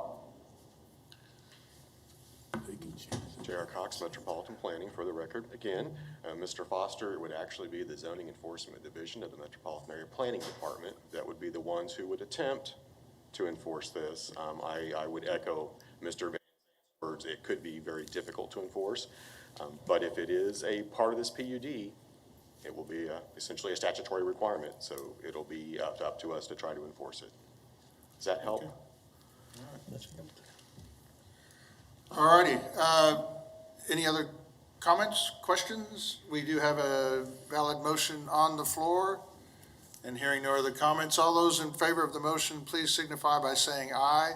Aye. Aye. All those opposed, nay. Motion carries unanimously. Moving on to our next case.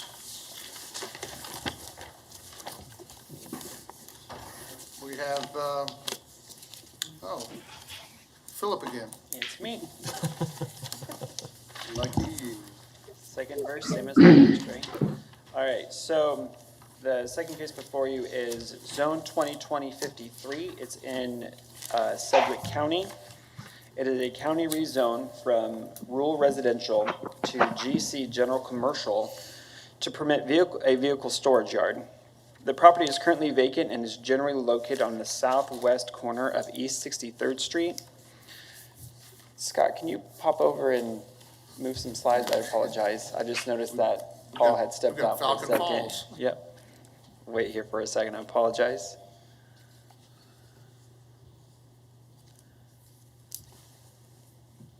Figure out which computer it's on. I think it's a laptop. Yep, it's the laptop. There you go. So just advance the slides. There you go. Okay, now we're cooking. All right.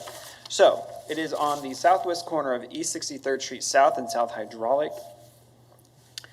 The contract buyer would like to develop the property with a boat and RV storage facility. The Unified Zoning Code defines vehicle storage yard as keeping outside of an enclosed building for more than 72 consecutive hours of one or more motor vehicles, except inoperable vehicles, or as you can say, they have to be operating, boats, trailers, or unoccupied recreational vehicles. The term does not include wreckage or salvage. So these are operable vehicles that are being stored outside of an enclosed building for more than 72 hours. It is unknown whether or not the site would be developed with enclosures for the vehicles. However, vehicle and storage yard allows them to be stored outdoors. So they don't have to be inside buildings, they can be stored outside. Properties north of this are within the city limits of Wichita, and some of it, they're right on the corner. As you can see, is zone general commercial. And then when you go further west, it's zone single family residential. The general commercial zoning is vacant and has yet to be developed. The SF5 zoning is developed with large lot single family residences. Could you go to the aerial so we can see what these look like? The general commercial zone properties, the one right on the corner is undeveloped. There are developed properties to the north, and it looks like they do store some vehicles outdoors on those lots, as you'll see in some pictures. Property to the south is zone SF5 and is large lot single family residential as well as agricultural use. Property to the east is zone single family residential with single family lots. I believe there's also a golf course that runs through there. Property to the northeast across the intersection, on the northeast side of the intersection, is limited commercial and it's undeveloped. And property to the west is zone rural residential, and a portion of it is undeveloped.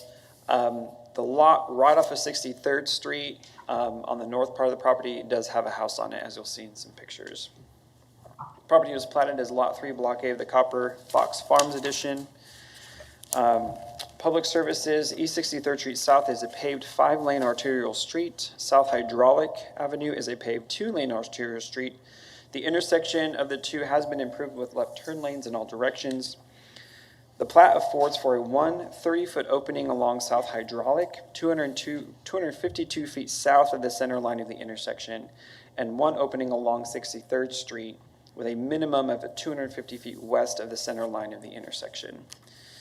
So that one doesn't specify the exact location. You just have to be 250 feet west of the intersection, and there's a space within there that you could put one drive in. There are no sidewalks on either of the streets. City water is available near this site and could be extended if they needed facilities. There's a whole process with that of being in the county and getting city water. It is allowed. There's just kind of a surcharge, but it's a totally separate process. But it is allowed. Any sewer treatment on this site would be on site if they actually have any. The comprehensive plan identifies the site as residential on the future growth concept map. That encompasses areas that reflect the full diversity of residential development densities typically found in an urban municipality. But while the plan identifies the site for future residential development, historically sites located at the intersections of two arterial streets have been deemed appropriate for commercial development. The site is also located within the boundaries of the South Wichita Hayesville Area Plan, which was adopted in 2002. The plan was conceived as an effort to provide guidance for redevelopment after a tornado went through the area in 1999, in addition to providing guidance for future development in the area. Chapter 4 of the plan discusses the desire for new commercial development in the area, and that future land use map identifies this property appropriate for commercial development. Staff recommendation of this request is for approval, subject to a protective overlay.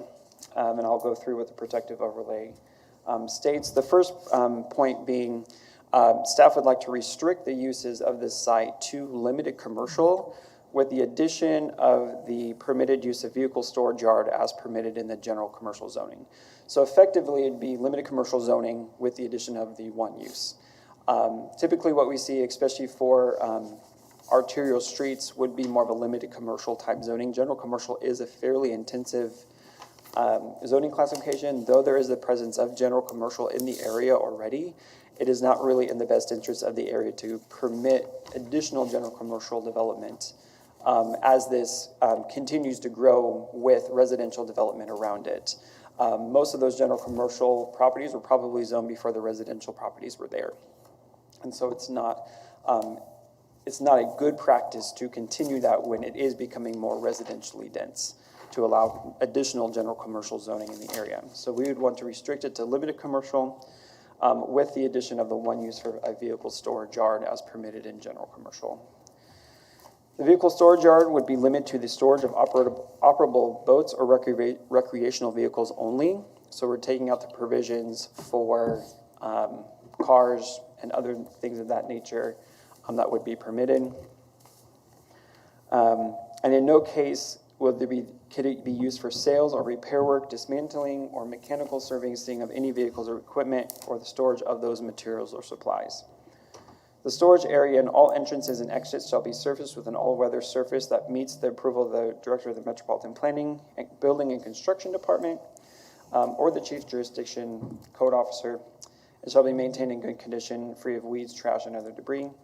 Visual screening of areas adjacent to residential zoning districts shall be provided to protect adjacent properties from light, debris, and noise, and to preserve the adjacent property values. In no case shall a screening be less than required by Section 4B of the Unified Zoning Code, which states that a solid screening fence is a minimum of 6 feet tall.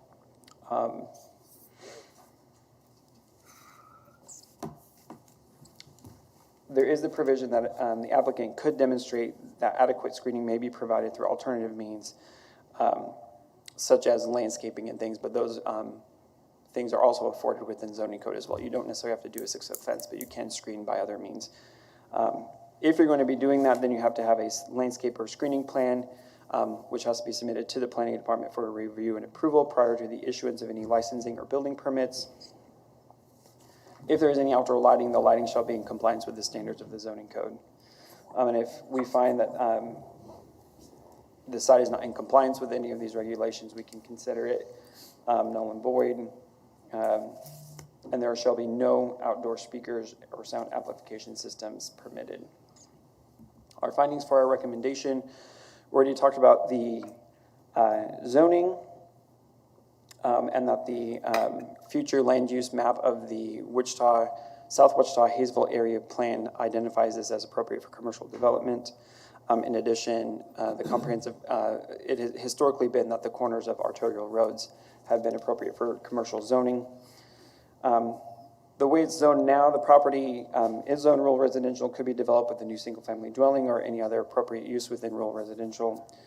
Extent to which the removal of the restrictions will detrimentally affect nearby property. Though the intended use of the vehicle storage is deemed appropriate, other permitted uses within general commercial could be detrimental to the growing residential development of the immediate area. The provisions of the protective overlay will minimize or mitigate any negative impacts of the commercial development with any surrounding adjacent residential development. The property has never been developed. Historically, looking back, there has never been any structure. It's always been agricultural of some kind.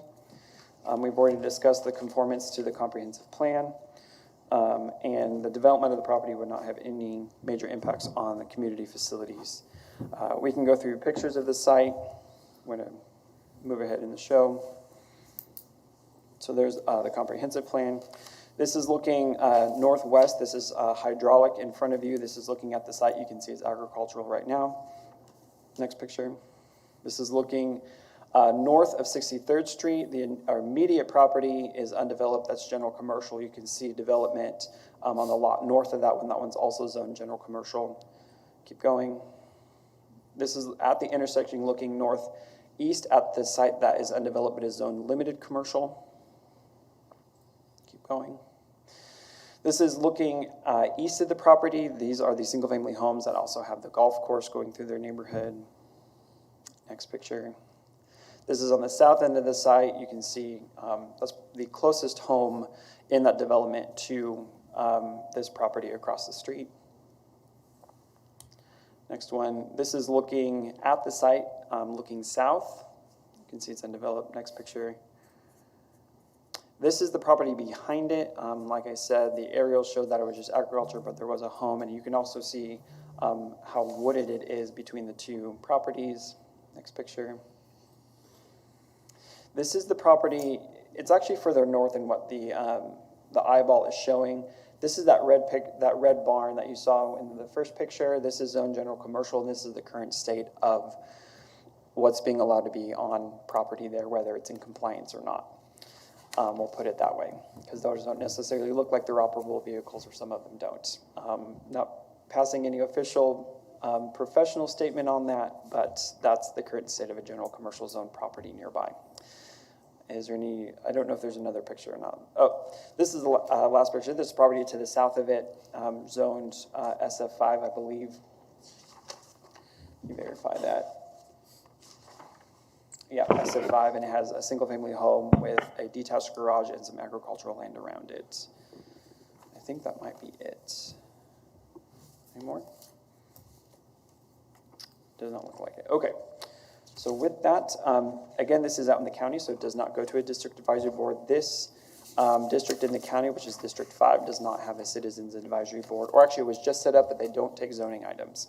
So this is the only public hearing it will be before it goes to the Board of County Commissioners after the protest period. I can stand for any questions. Okay. Do we have any questions for staff?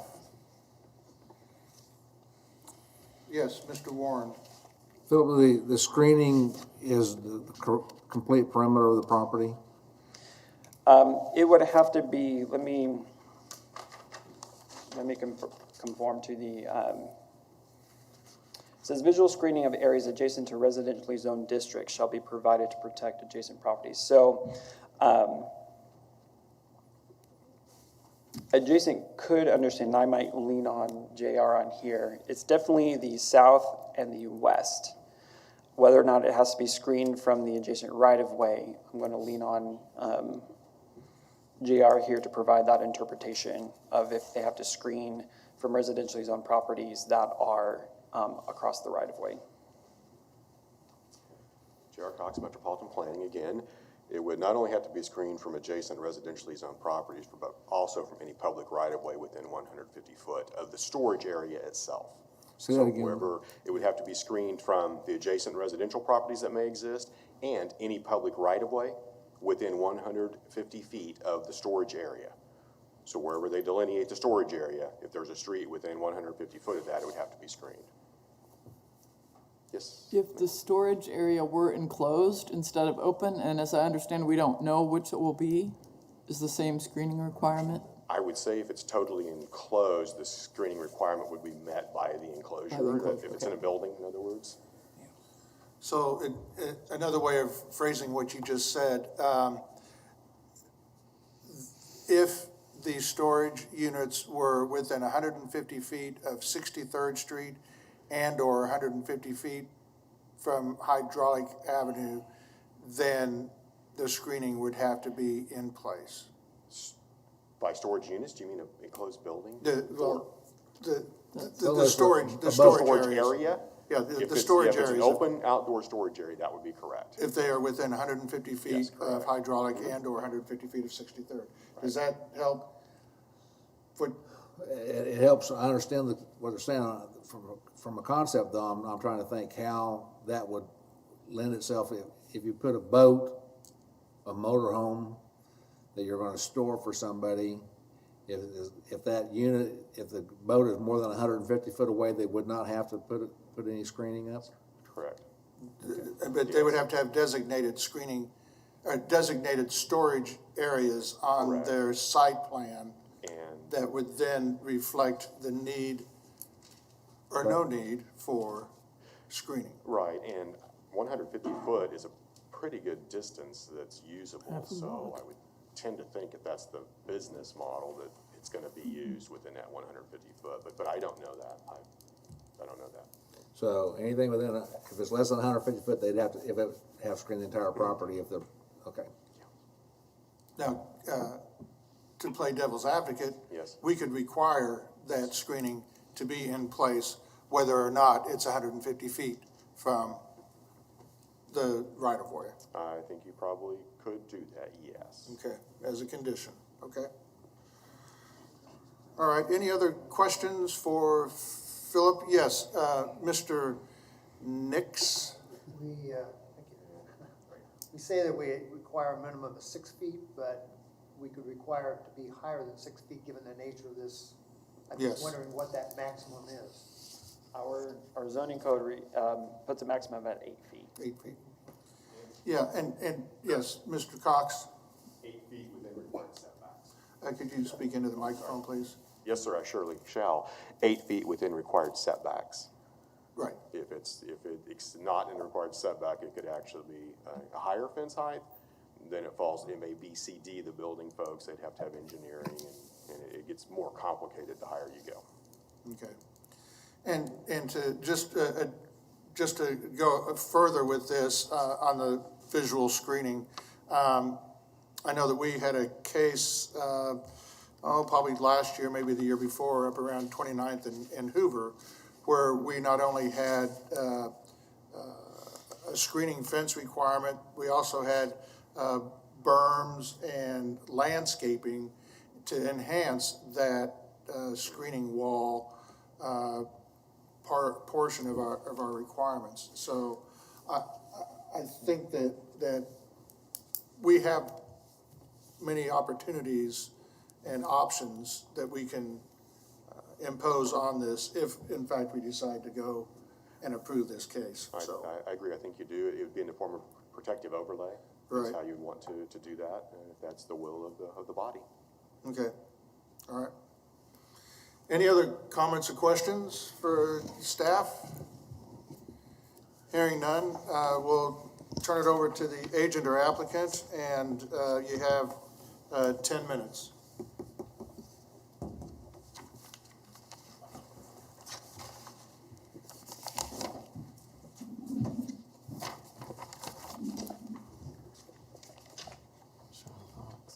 Agent or applicant, please.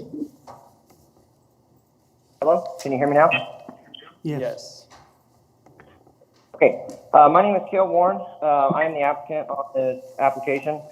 What is your First address? off, What's your address? Give us your address. Oh, my address is 2012 North Peppercorn Road, Derby, Kansas, 67037. Thank you. You're welcome. So to start off, this business kind of came about because I'm an avid boater and camper myself. When I moved to Derby in 2018, I was looking for storage for my equipment, similar to what I have in mind. And upon finding none, I developed this idea of trying to put some in the area. My intention is not for any open storage, but some hybrid between open and closed. It would be a pole barn style, if you will, where it would be covered on the roof as well as walls on either end and open to the front for people to either back their boats in or pull their RVs in however they wish. From there, it was regards to the screening. I've seen in the protective overlay, and that is something I'm willing to abide by. And I can say that most likely it would be within 150 feet of the property line. So screening would certainly be something that I would have to follow. So with that, I would like to add that my personal background has always been to do things at 110%. The properties across the street that are zoned general commercial, I have zero intention of letting it look like that. No ill regard on their property, but certainly want to make sure that my property is kept up with absolute utmost importance to me. And this would be a quiet business.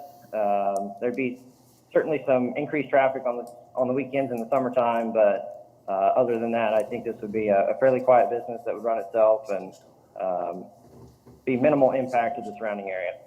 So with that, I'll turn it back over to council, and thank you. Thank you.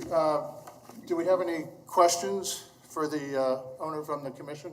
Yes, Ms. Fox? What are your plans for lighting on this property? Will there be lights at My night? plans for lighting. Go ahead. Will there be lights at night, for example? Yes, there would be some light at night. I have planned for that to be mostly motion detected. That way, there would be minimal light impact to the surrounding neighborhood when there's no traffic within the confines of the property.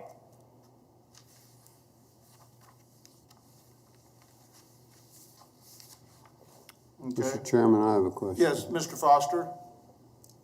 You know, I don't know what kind of acreage requirements for this type of business are necessary, but do you anticipate filling the entire 5 acres with this business?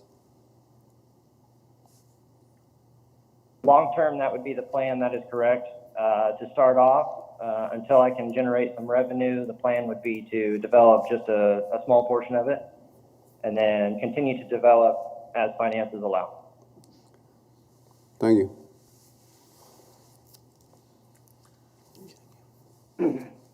Do we have any other questions for the agent? Seeing none. Is there anyone at Century 2 that would like to address the commission on this case? Mr. Chairman, there's no comment from Century 2. Thank you, Mary. Is there anyone virtually that would like to address the commission on this case? And if so, you have, if you could state your name and address, and you have 10 minutes. Sorry, 3 minutes, sorry. It's been a short, long day. Yeah, you have 3 minutes. Mr. Chairman, this is Greg Ferris, if I might have 3 minutes. Sure. Mr. Chairman, members of the Planning Commission, my name is Greg Ferris. My mailing address is Post Office Box 573, 67201. I've been working with both the homeowner associations that abut this area. There are approximately 88 homes and lots in those areas, and 86 of them are opposed to this. There are several reasons that they're opposed. You should have received a letter that goes through some of the issues of Policy 10 and why they don't believe that this is appropriate in this area.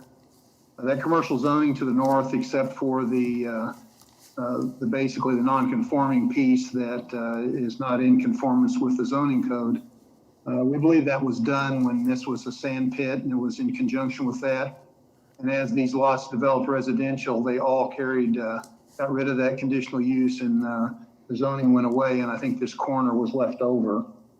I looked at staff's comments, and with all due respect, their findings actually lean more towards denial than they do approval. The character of that area is residential. The uses are residential. There are no commercial uses except for the one lot that has a non-conforming use. So the character and zoning of the area is clearly not in conformance with general commercial zoning. And while there is a PUD that you, or a protective overlay that you're recommending, staff has listed light commercial with storage yard, that's still just general commercial, because that is a heavy use in general commercial, so very much opposed to that. The property, as staff said, is suitable for what it's been restricted to. The comprehensive plan is kind of ambiguous because one plan says it should be residential, the other says commercial. Clearly, this area is residential and should continue to be such.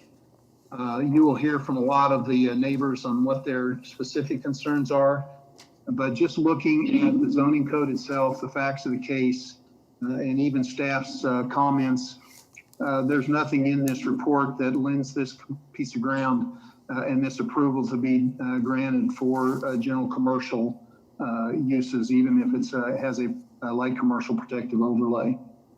Thank you for your time. I'm glad to answer any questions you might have.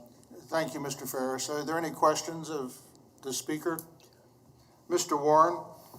Mr. Ferris, as you've talked with your clients, the homeowners in the area, I look at this property and I, without water being up next to it and without any wooded area and the nature of the traffic in that area, this particular lot, in my opinion, does not lend itself well to residential.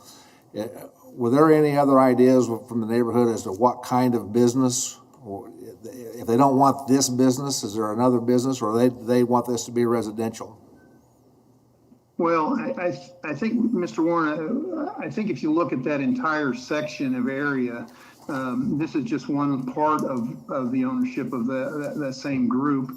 It could easily be developed as residential, and it may not be the large lot residential that you see to the north, but certainly to the south, you see 0.9 acre lots. So this area, in conjunction with some of the other area, could easily be developed with that, and you see that across the road. So I don't know why it would not be able to be done as residential. They don't believe that, a Quick Trip or any of the other, a restaurant, a bar or tavern, well, the bar or tavern would have some issues because of the 300-foot rule, but they just don't believe that this is right now an appropriate commercial corner. Thank you. Thanks. Any other questions from the commission? Thank you, Mr. Ferris. Is there anyone else virtually that would like to address this issue or this case? And if there are, you have. Oh, I'm sorry. Is there anyone from Century 2? Yeah, I already asked that. Yeah, there's no one there. Yeah, I've gone to Century 2. Is there anyone else virtually that would like to address this case? Name and address, and you have 3 minutes. I would like to, but if David Edwards or Brad Shelton is on virtually, I would prefer that they go first. Okay. Good afternoon. This is David Edwards, 6437 South Madison Court, Wichita, Kansas, 67216. Aside from being the homeowner in that Pine Bay, I am also the association president for the HOA. We had submitted to the board a petition, which we know is not a formal petition, but we had 80 of 82 people that we contacted sign the petition saying that we really do not want this. We have 5 primary reasons for that. One is Pine Bay still has 11 undeveloped lots, 5 of them directly facing this proposed commercial structure or lot. Another 3 of those 11 are facing 63rd Street with a view of that lot. As we've been progressing and getting more lots developed as residential, we see that the development of that corner with potentially 8 of our lots facing it would be completely detrimental and almost seal the case for not being able to develop those as residential as they would be facing that lot. The second would be the restrictive covenants that we have in terms of zoning use and character of the neighborhood. Pine Bay has had covenants in place for 35 years, since December of '85, against allowing businesses and also specifically not allowing outdoor storage for any period of time. So we have a 35-year history of use that's really prohibitive to that. The third would be that there are other locations, obviously right across the street. There are already light commercial and other commercial developments that they could use without having to rezone another 6 acres that would be more suited, in our opinion, for residential. We have a little concern with the property being leased that we would get a commercial zoning. We have a short-term lease on the property that when that lease is up by zoning commercial, we would open the door for other light commercial, which would be less desirable even than what we've got proposed now. And then last, the light commercial lot that you see on that zoning that's east of Pine Bay and east of Hydraulic and south of East Pine Bay Street has been purchased by homeowners within Pine Bay Association, just so that it would not be developed as light commercial. And that's the points that we would like to bring up, and we will return it to you. Thank you. Thank you very much, Mr. Edwards. Is there anyone on the commission that has a question for the speaker? Hearing none, we'll move on. Is there anyone else virtually that would like to address the commission on this case? Yes. This is Stephen Britton. I live at 1500 East 63rd, directly north of the proposed zoning change. We strongly oppose the rezoning of this property. The area surrounding the proposed zoning change is primarily residential, and the introduction of a vehicle storage yard, even with a protective overlay, would be detrimental to the area. According to GIS, current zoning of the parcels within 1,000 feet of this zoning change, there are 60 parcels and 97% of land area are either SF5 or rural residential.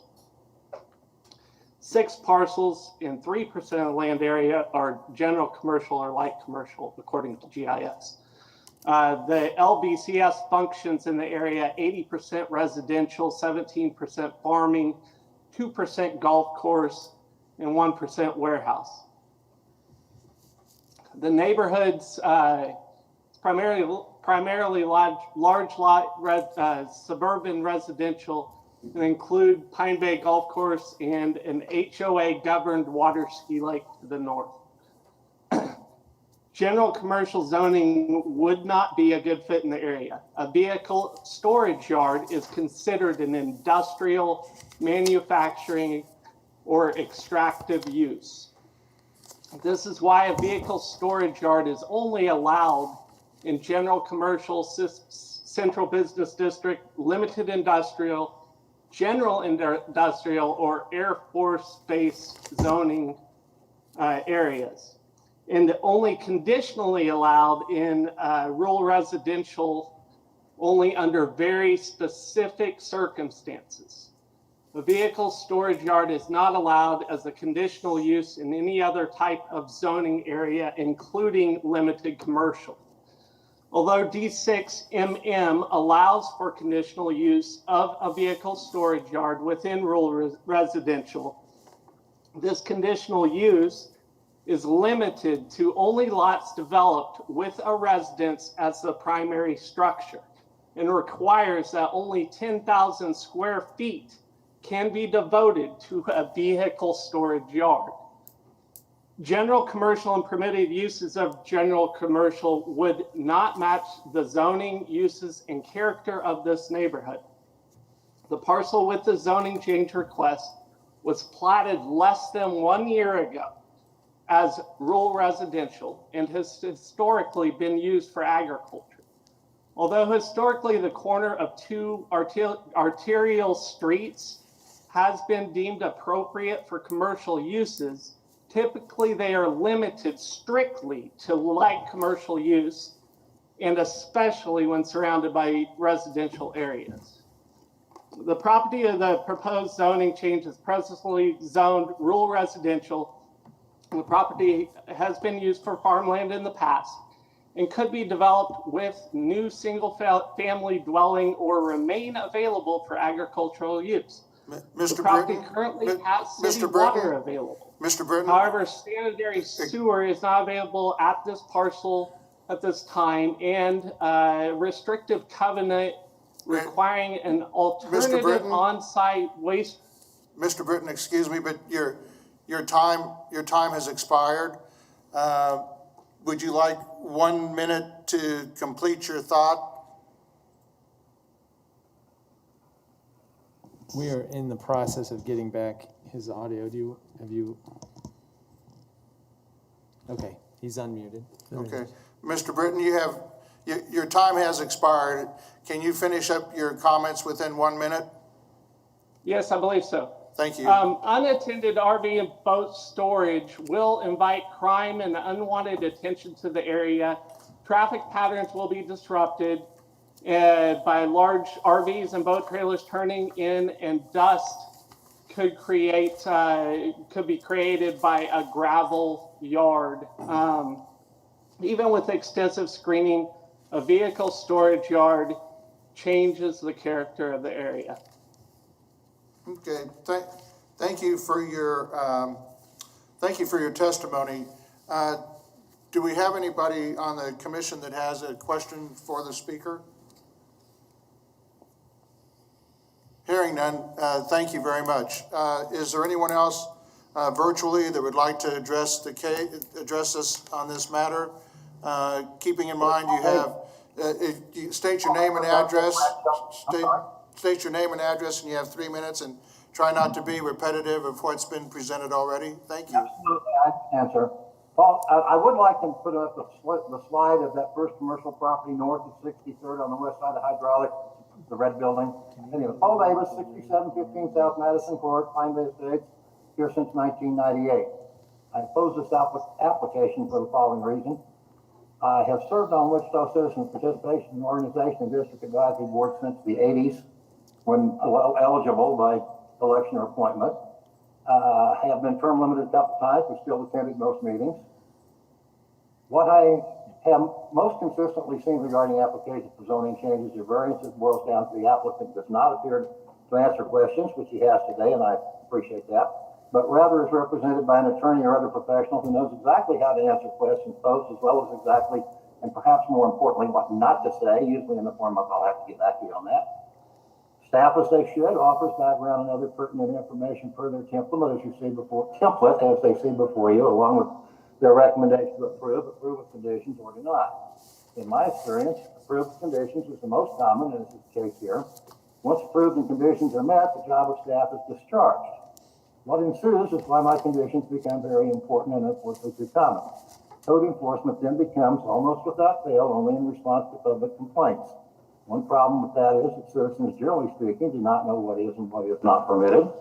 Next, we're told, if you see something, say something. How often you will often be required to file a formal complaint. Then the accused has the right to know their accuser, and I can tell you from firsthand experience, retribution follows. Not a pleasant position to find oneself in. I would offer as an example of how properties usage can decline into near blight, the two properties north of 63rd on the west side of Hydraulic, this being one that you have on the screen now. These were, if memory serves, originally fruit stands from when the area, including all of what is now Pine Bay, were beech orchards. They are now repositories for a significant number of inoperative or otherwise stationary vehicles. The one to the south, which is on the screen, is now a body shop, a portion of which I believe the proprietor and 3 generations of his family lives in. In conclusion, besides the fact that the proposed usage amounts to little more than a series of open tractor sheds, there's no guarantee that once staff conditions are originally met, that this property, like so many others, will not devolve into more far less desirable or intolerable uses now permitted by right under the proposed zoning. I would also like to point out, as it has been mentioned, that all development in this area since 1998 has been residential with no commercial buildings built, and also I co-own that lot on Hydraulic Drive that was referred to as one commercial zone, for the reason given is to prevent building on it. I strongly encourage you to deny this request, and thank you. Thank you, Mr. Davis, for your testimony. Do we have any questions for the speaker? I did not catch Mr. Davis's address. Hey, Mr. Davis, could you give us your address again, please? 6417 South Madison Court. Thank you, sir. Absolutely, thank you. Is there anyone else virtually that would like to address the commission on this case? My name is Brad Shelton, and my address is 1430 East 63rd Street South. Okay, Mr. Shelton, you have 3 minutes, and try to bring new items to our attention if you can. yes, I will not reiterate anything that's already been said. That was pretty in-depth there, but I do want to say that we obviously oppose it, but the photos that are shown here, these slides, are a little bit misconceiving in the fact that it's just showing bare ground. I live directly northwest of the said property, and it's a very nice neighborhood over there that's held to strict covenants of square footage and ornamental fencing and things like that were not even shown in those photos. But to answer the question of could it stay residential since there's no water, there is water there, but wells, those things can be had too, which is what we live on as well. But I just encourage to oppose this. Thank you. Thank you, Mr. Shelton. Are there any questions of the speaker? Hearing none, thank you again for your testimony. Is there anyone else virtually that would like to address the commission on this?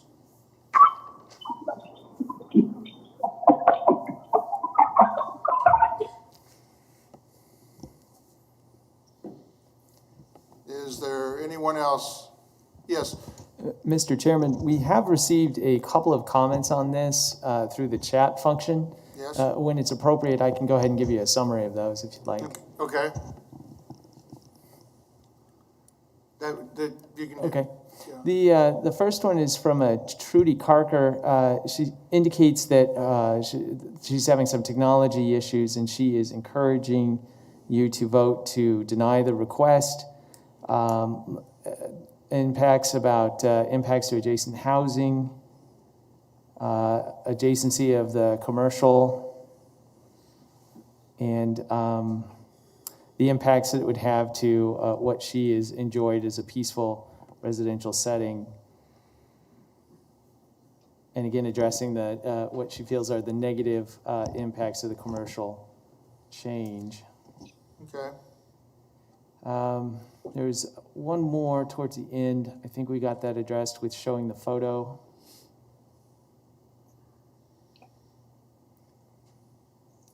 Sorry for the delay. There's been a few comments and back and forth. That's fine. Okay, yes, there was a request to show the photo. We've done that. And Mr. Fox, Sean Fox, has indicated that he would like to speak on this item. Yeah, he's the owner. Okay, so Yeah. very good. Looks like we've gotten all of them addressed. Okay. Thank you. All right. Thank you. Mr. Chairman, before Sean Fox speaks, can I just say it very briefly, something? Yes, name and address. So Jeff Longwell, address 7806 West 17th Street Court, 67212. I live just a bit outside of the 1,000 feet. Yes, you do. Okay. Mr. Chairman, I just want to add, I have several friends that live in this development. I've visited the lake just to the north when I say this development. And these are people that have built their forever homes, much like the golf course properties to the east are people that have invested in their forever homes. And without trying to sound flippant, I want to say this is why we can't have nice things in South Wichita. We need to protect these people's property values, their forever homes, and I'm worried that if you allow this zoning to go forward, you're not going to have to worry about additional residential in the area. Mr. Chairman, thank you. Thank you. Do we have any questions for the speaker? Hearing none, thank you for your testimony, Mr. Longwell. Is there anyone else that would like to address the commission before we go back to the agent or owner? Yes, I would. Okay. Your name? This is Dave Capon. I'm at 6349 South Madison Court. This directly is viewed out of my backyard. My wife and I moved here a little over a year ago because we enjoy the area because it's all residential. I'm also the District 3 Advisory member as well. I don't believe that this would be very good for the district or for the residential area. And I am adamantly opposed to this. Okay, thank you. Do we have any questions for the speaker from the commission? Hearing none, thank you for your testimony today. Is there anyone else virtually that would like to address the commission on this?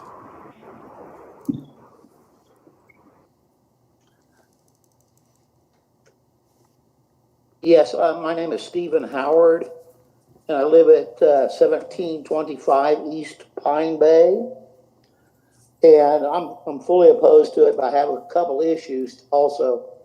I have a drainage concern with that property being, right now it's basically grass and it'll change to probably some sort of aggregate. That aggregate is going to run off, and I don't know what the drainage impact of a 5-acre lot will make on the area as far as flooding goes. We live pretty close to a flood zone the way it is right now. The only other thing I'd like to add is I went out and there are 15 storage facilities within a 3-mile radius of the proposed location. The biggest one being at 63rd and K15, and it is a huge facility that is enclosed by decorative concrete walls and limits at least the impact to that area. I think there's more than adequate storage facilities available in this area, and not only am I a homeowner here, I will be looking at it too, because I'll be catty corner to looking right out hydraulic onto the facility. Anyway, thank you for your time. Thank you, Mr. Howard. Is there anyone on the commission that has a question for the speaker? Hearing none, is there anyone else virtually? Mr. Chairman? Yes? Brandon Clark, 1212 East 63rd Street. Okay. And I do believe that it was touched on briefly about the theft issue. However, and I think council is probably quite aware of the catalytic converter issue going around town. That's up 1,600%. And obviously unattended in unsecured vehicles sitting in a storage yard is going to obviously uptick the theft in the area, actually invite it to the area. And for that and other reasons, obviously opposed. Okay, thank you very much. Any questions for the speaker? Thank you, Mr. Clark. Is there anyone else that would like to address the commission on this? Virtually? This is Dirk Britton. Can you hear me? Yes, we can. This is Dirk Britton. I'm at 1300 East 63rd Street South. I've been here since day one, kind of helped start develop this property with Jim Beebe, the Spray Lake edition.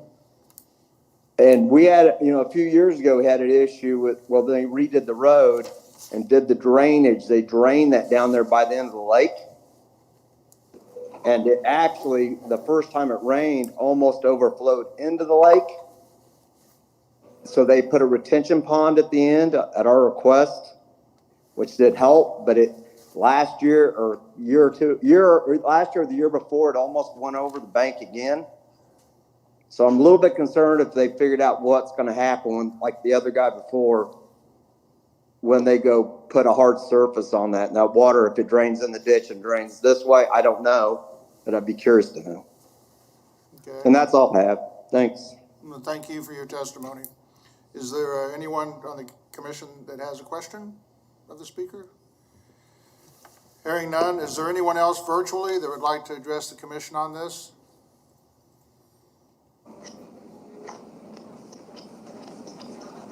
Hearing none, yes, Mr. Wadle.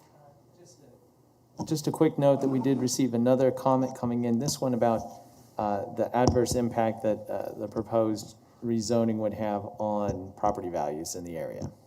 Okay. All right. Well, thank you.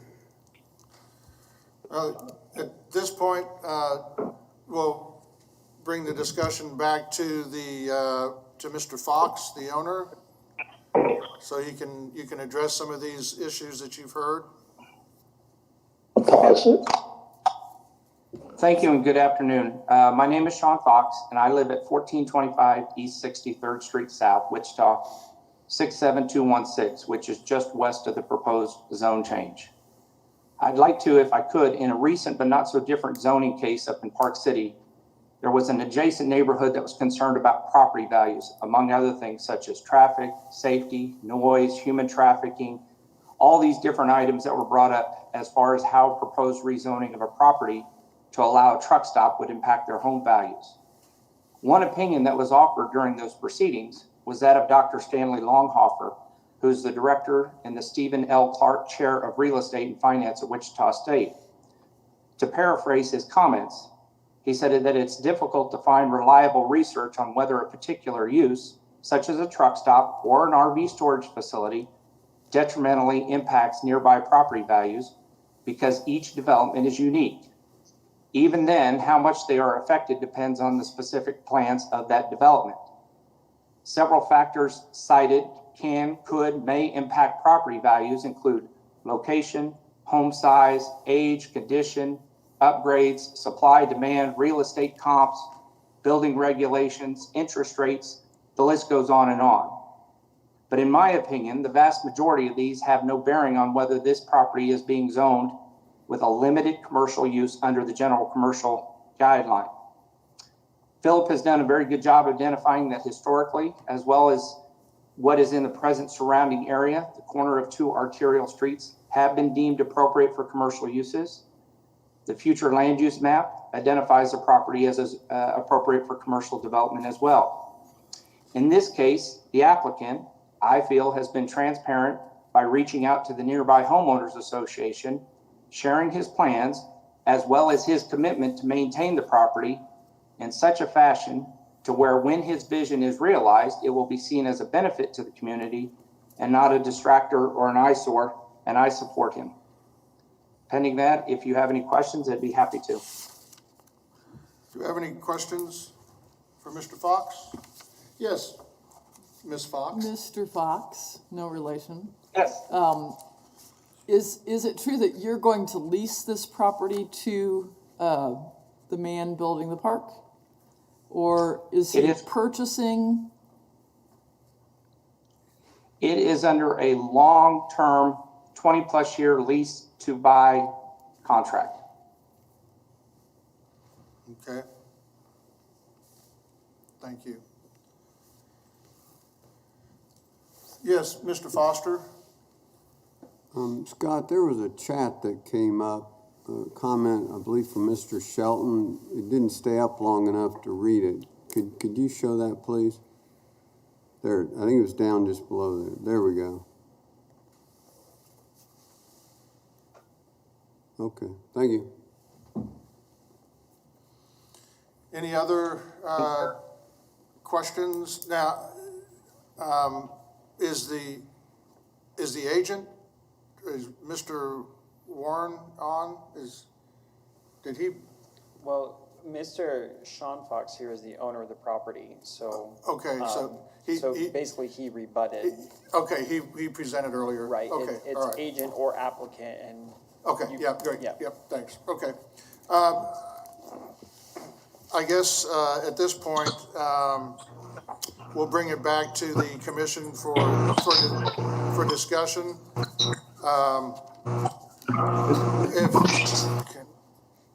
Mr. Green? Yes, Mr. Johnson. I move for denial. Second, Josh. Okay, well, it's been moved and seconded to deny. Do we have any comments or questions on the motion? Mr. Warren? I'm at a quandary here. You've got a piece of property on two busy streets with commercial zoning on two of the four corners currently that are already zoned in some form of a commercial situation. The flip side is that you've got some nice houses directly to the north and west of this property and some nice houses along the golf course directly to the east of this property. The golf course properties specifically have the golf course as the buffer between the busy streets and the houses. So those houses aren't backing, right up to the area because of we've got it from that standpoint. And the ones that are backed up directly to the street are not very popular. That's why there's no one built on those because of that. So we've got a situation where I don't believe that this property has got any possibility of being developed residentially at all, ever. I don't see that. My mind is working towards some sort of a situation, some kind of a buffer, an exceptional buffer. I'm kind of looking to Mr. Foster here for some help on what kind of a buffer could we do to almost make this thing invisible from the road, but still be allowed to be developed in a way that would allow somebody to have a low impact business. This is about as low impact from a traffic standpoint as anything that you would ever see. This has got some, I think, maybe the best use possible for this lot because there are not too many other options that would lend itself. So I throw that out as a point of discussion to see if there's any traction for some kind of a super buffer that would allow this thing to be developed and hopefully lessen the impact, the negative impact that may be out there for the residents in the area. But with two corners already zoned commercial, I think we need to find a middle ground here if there's something out there for that. So,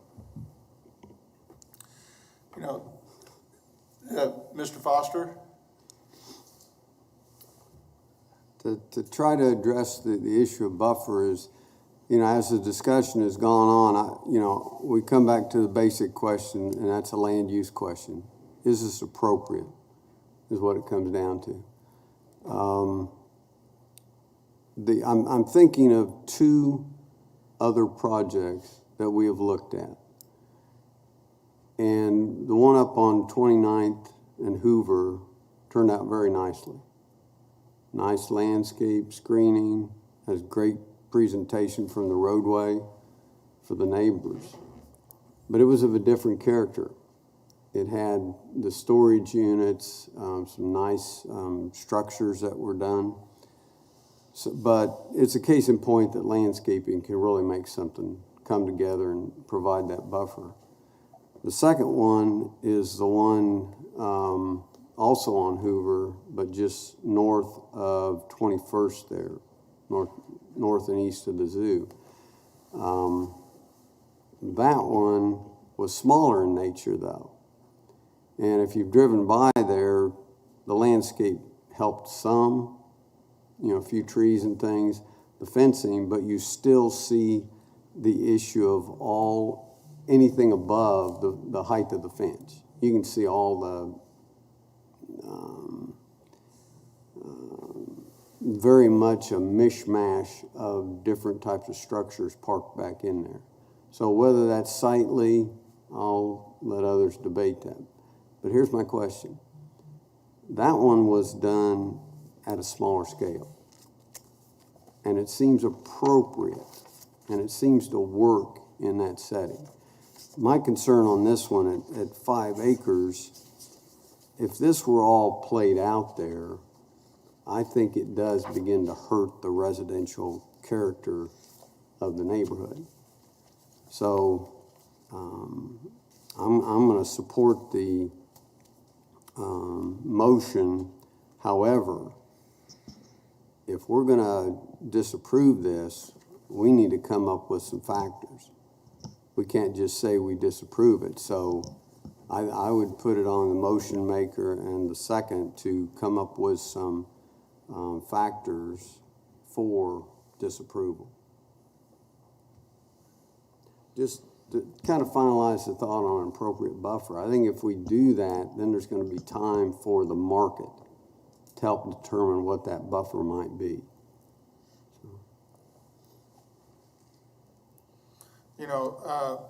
Mr. Warren, that was when we first started discussing this case.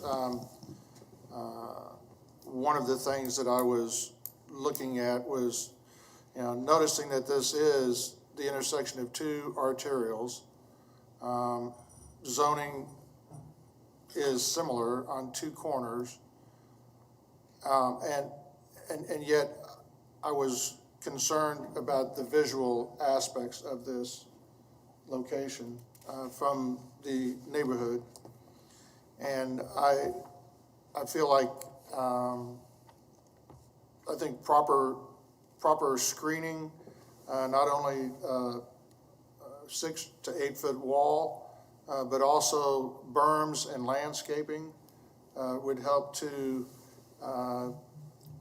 shield this area from the neighborhood, if you will, from the intersection, and yet still provide an opportunity for a business to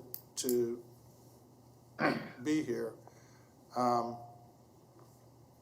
think this would be a great location for a quick trip, but they have them everywhere.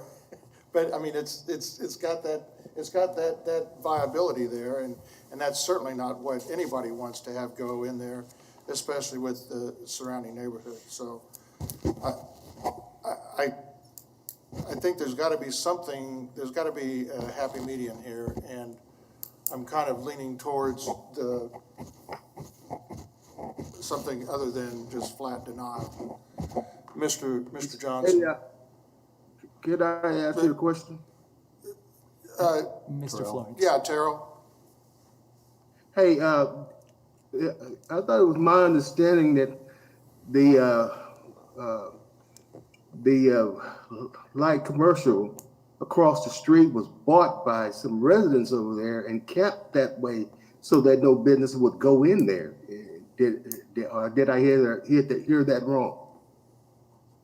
No, that was correct. That's correct. One of the members from Pine Bay, their testimony stated that it is owned by individuals within Pine Bay or something of that effect to prevent it from being developed commercially. And that's the northeast corner. Northeast the corner. corner that is zone limited commercial. Okay.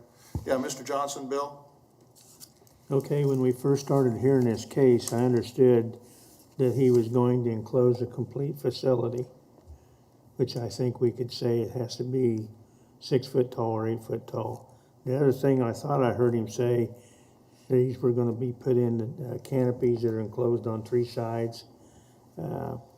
So to me, that somewhat makes it not quite as visible as the one at 63rd and K15. I don't know how many acres is behind that wall, but I don't think there's any cover over any of them. Yes, it is a corner of 63rd and Hydraulic. Probably when it was in the county, there was probably 5 acre corner zoning for commercial development. It isn't that way now all around. And as far as the lot being light commercial, and the guy said he's not going to build on it, he passes away and somebody else buys it, it's light commercial, so it can become commercial. The turnpike entrance there at Hayesville is not too far south of this. And there's quite a mixture down there. I feel pleasant that I think there's a salvage yard straight south of this, and there's a lot of nice houses built with that salvage yard being there. And I think if we come up with the right idea, I think we need to try to make it work somehow. I'm going to make an attempt at a substitute motion that probably will be amended. Matter of fact, I would welcome any changes or amendments to it, but that would be to approve with the condition of a 100-foot setback on both 63rd and Hydraulic, 8-foot fencing, and double the tree screening of a normal commercial setback on those two settings. Some berms, maybe? Some berms and trees to create something visually appealing. Just Scott has a comment. Do we have a? I'll second it. So we've got a substitute motion. Yes. Just a point of Mr. clarification, that those requirements would be accomplished through a protective overlay, is that correct? That's correct. Great. Okay. So is there any discussion on the substitute motion, Mr. Foster? Need a second before we have discussion. It was seconded by Okay. Mr. Johnson. If we could interject real quick, keep in mind that this property is in the county, is not subject to the landscape ordinance. So regarding required landscaping for commercial businesses is not applicable. Can I reference the city of Wichita's landscaping as a reference point? I guess you could, yeah. Just make it specific. As a guide, with the enhancements that. Planning staff say yes, but we will defer to legal if they have a different interpretation. Okay. For the purposes of the motion, then, as a guide. Sorry, go ahead. Okay, Justin? Yeah, this is Justin Wagoner, Assistant County Counselor. I think Scott got that correct in terms of, and I think you could incorporate the city's landscaping plan with any amendments that would be in the protective overlay language. And I will, as a part of my motion, would reference the city's landscape ordinance, and that the motion would be for double the amount of trees and vegetation as required for a, what would be the term, Mr. Foster? Help me out here. Is there a commercial? I mean, the buffering requirement? Well, yeah. What would I be comparing to? A commercial, just a commercial zoning buffer? For the trees and. Yeah. It'd be for buffering with residential uses and non-residential uses. Okay, so I would double the amount of landscaping required for buffering next to residential uses. With a berm? With berms? With berms. Yeah, okay. Yeah. And that was the second. Yeah, and so, Mr. McKay? I need a clarification. You, in your motion, your substitute motion, you said that you go through the buffering and everything, and then you talked about an 8-foot fence. Right. Are you gonna put the buffering on the inside of that 8-foot fence, or are you gonna put the buffering on that outside? Because you got 100 feet. On the outside with the fencing at 100 foot. So you got a 100-foot buffer there already, so the fence goes inside the 100 feet. 100 foot on. And the landscaping 63rd. applies to the 100 feet between there, the right of way, and the fence. Is that what you're saying? Say that again? I said, the fence goes 100 feet inside the property line. Right. And the buffering, the architectural fence and the buffering road. goes between the fence And the road. and the right of way. Is that on just the two sides? Just the or- two sides. So that's the 63rd Street side and the hydraulic side. Correct. And then regular buffering? Regular buffering on the other two. Yeah, regular visual screening on the other two sides. Okay, Mr. Foster? I know we're not supposed to touch upon the economics of something like this, but I'll interject this for point of discussion. If you remember up back at 29th and Mays Road, Sam's Club that went in there. What made that one possible was a 25-foot plus tall berm and a heck of a lot of landscape material, and that made that possible. My point is, this is not a Sam's Club, and it's not like those really nice storage units that were done that may be able to generate the income. It's going to be a huge expense around this entire area to meet that requirement. So, Can I ask a question? If you're on the commission, yes. If not, public comment has ceased. Okay. Thank you. so I frankly think the applicant here, before we burden this property with this particular decision, I'd want the applicant on board before making a judgment relative to that property. And I don't know if that's appropriate, so. I've got a comment. Yeah, Mr. Hartman?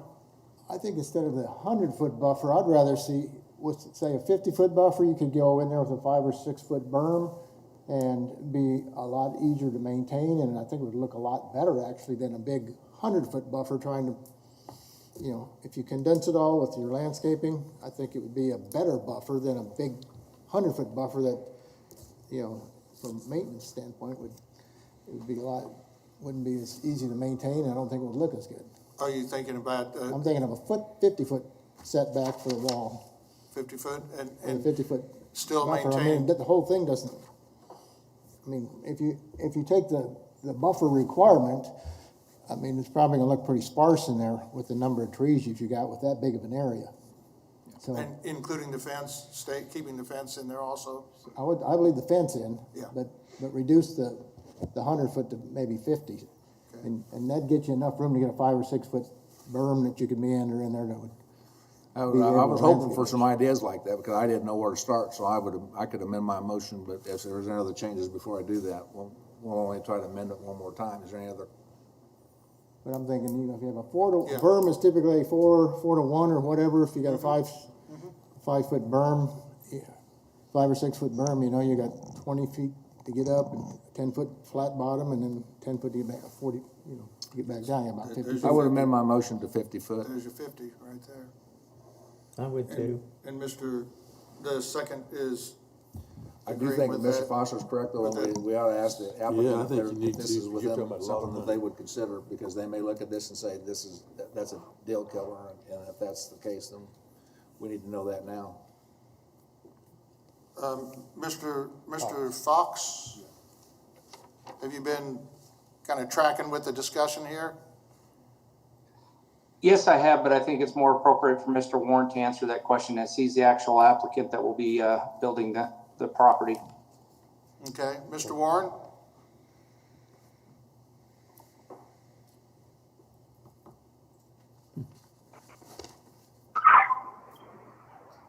Mr. Warren, are you still on?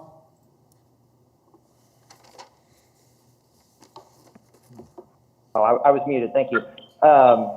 Specifically restate the question. Have you been tracking the conversation and what we've got for a substitute motion with regards to potentially approving this? Where you would have. I have, yep. Is that going to kill the deal for you, or is that something that is doable? So one thing that was brought up is the 50-foot setback, and that would be to the fence. And that would significantly reduce the amount of area that I could use, because I have to have room for people to come in and turn around as well. And maybe I'm incorrect in thinking this, but as I had envisioned the fence being on the property line, the buildings would be set back. Is that incorrect? Yeah, the way the substitute motion was presented was to have a 50-foot buffer on both 63rd and on hydraulic. And in that, which would be then where the fence would be, and then between the property line and where your fence is, you would have berms and, 4 or 5 foot berms with landscaping on those two sides.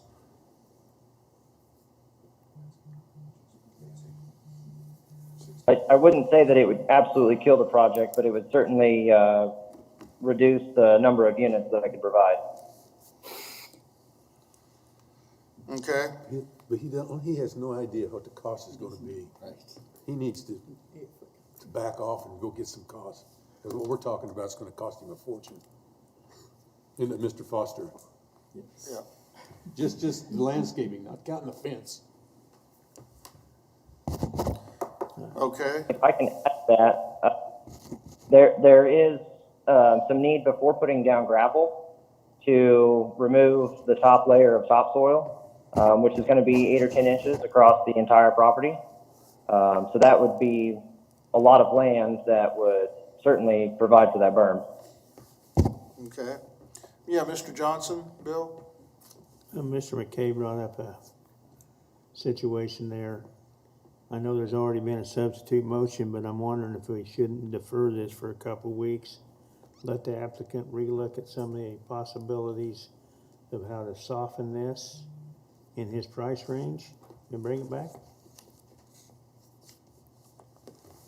Mr. Warren, does that sound like something you might want to consider as opposed to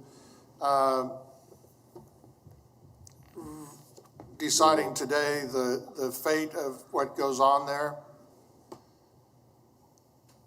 Yeah, we can defer for 2 weeks, that's fine. Okay, or however long it takes for notifications and that type of Well, thing. if it's stated in the record today of when we defer it to, we don't have to re-notify. Okay, perfect. If we defer, if it's decided it's deferred without a date, we would have to then go through have enough time to re-notify. Okay. If we specify a date, either 2 weeks from now or 2 planning commissions from now, like we could provide dates if we needed to, but if it goes on record through this meeting, we don't have to re-notify. I would amend my substitute to defer to the next regular meeting, So March 4th? March 4th, yeah. If there's no urgency, why don't we do it for 2 meetings? Yeah, that's what I was. Okay. So March That's 18th? fine. March 18th. Yes, Mr. McKay. Okay, before we do that, we need to give the applicant some kind of guidelines of what we're gonna make him refer back to, whether it be a 8-foot fence, 50-foot setback, 100-foot set, we need to give him some guidelines to be able to figure out what it's gonna cost him. My thinking would be is that he's heard the discussion. I think it's up to him to come up with something that he thinks he can sell. And work with city staff? Right. See if they can come up with. And I would add, Mr. Chairman, if we've been keeping notes, and so if the applicant has any questions about what's been referred to, and also we've got the case planner, Philip, who can work with him to relay what the conversation has been in terms of a 50-foot setback, 8-foot high fence, street-facing berm, double the landscaping of the city landscaping. He may come up with a requirements. plan that says 35 foot. If he comes up with something that creates what we're looking for, which is separation and attractiveness, maybe he can come up with a plan that's better than what we're coming up with on the spur of the moment. Mr. Chairman, Yes. I think what's a little bit dangerous, all of us up here trying to design this for him. Yeah, I agree. I really think he needs to come up with a sketch and lay out kind of how he's gonna park stuff in there. Yep. It may be something where it's the fence is back 35 feet in part of it and Yep. 25 feet, so it's got some jog in it, some character, rather than just have a berm 450 foot long and everything's the same. Yep. Just needs to put some work into it. So there's a substitute motion. Yeah, did you have a comment, Ms. Fox? Okay, please forgive me, fellow commissioners, because I'm really new at this, but could we ask him to develop a plan that's presented to the adjacent neighborhood associations for their feedback within 2 meetings' time, such that they're having an opportunity to react to what he would propose, because ultimately we want the neighbors to have a sense and be engaged in the process. Is it possible to ask for that? I think that he already knows all about all the comments about not wanting it, that they're gonna have to come up with a plan to pacify, and I'd just soon not put that on us saying he's gotta do it, he better do it himself. Okay, but then won't we need to listen to the testimony of the neighborhood again to say yes or no, we agree or we don't? So why wouldn't we just They're have not gonna them agree.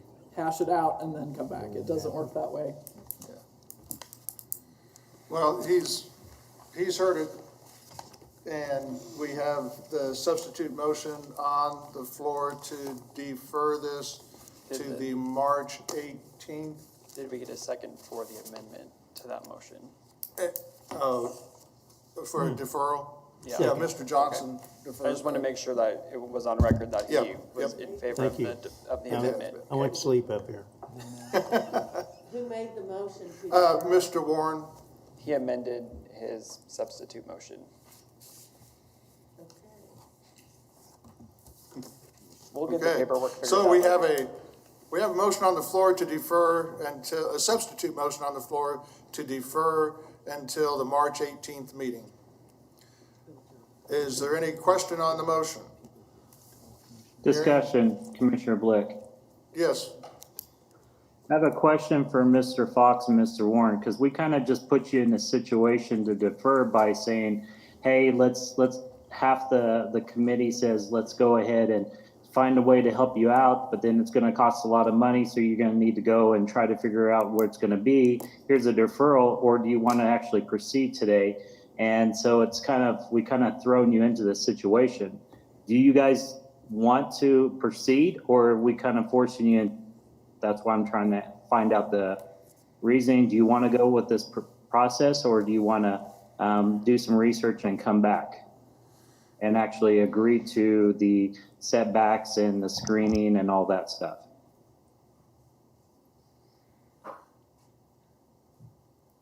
Would it be appropriate to ask public comment quickly to know what their opinion, how their opinions would change with additional requirements?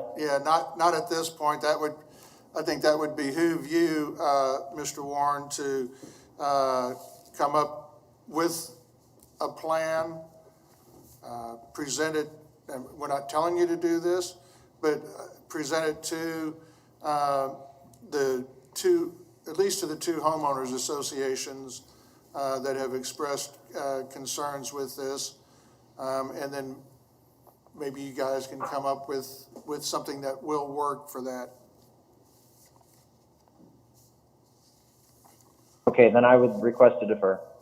Do you think March 18th will be, that should be plenty of time for you to be able to get this accomplished? So we'll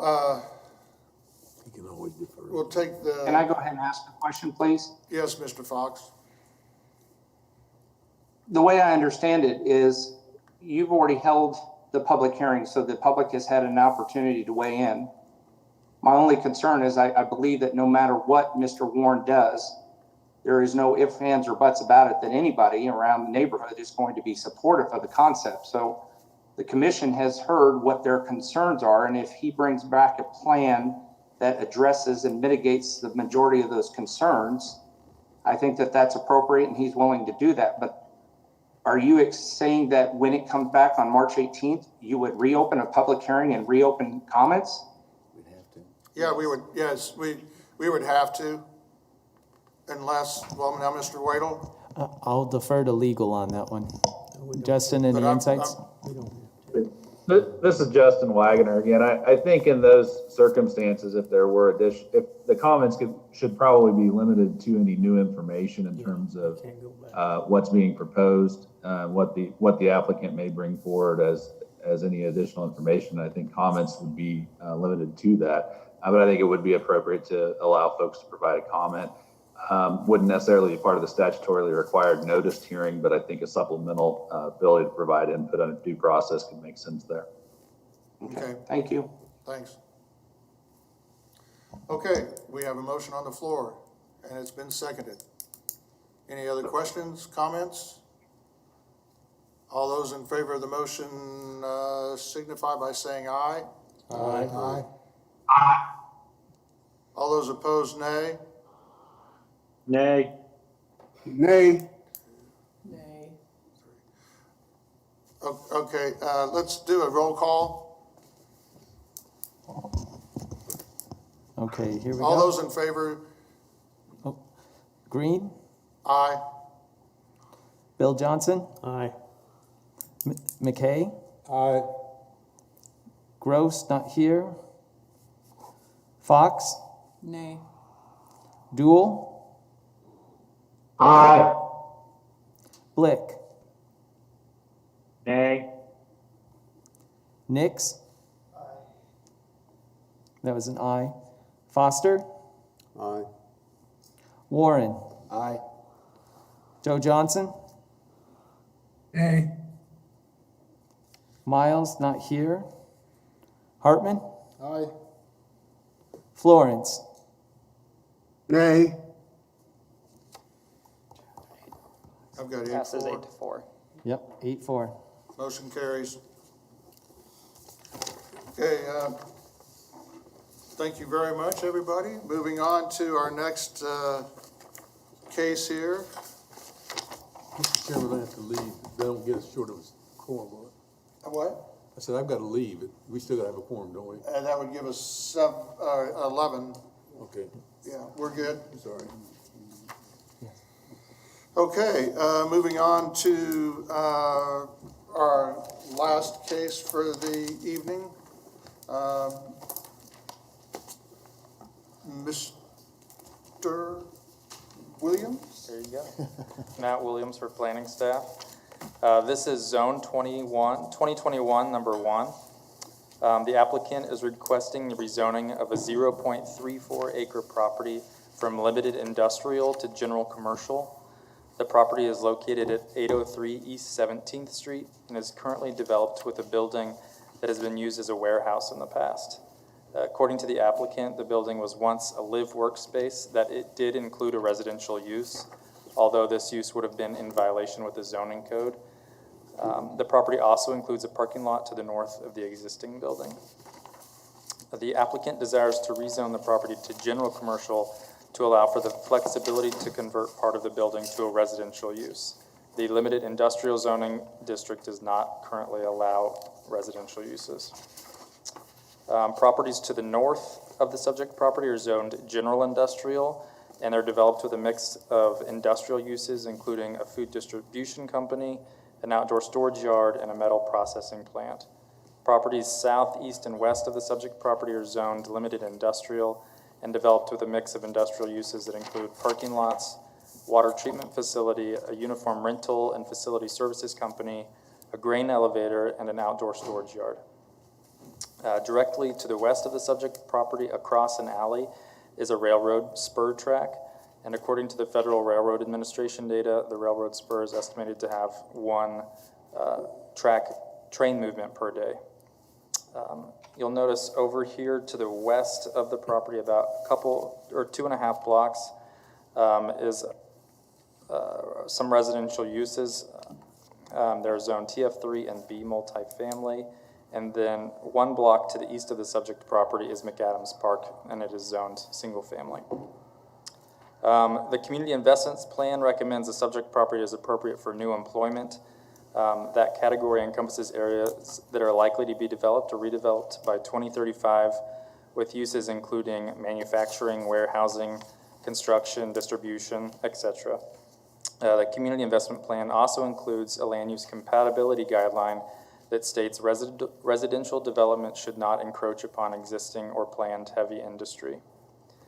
The applicant's intended residential use is not consistent with the new employment recommendation from the plan.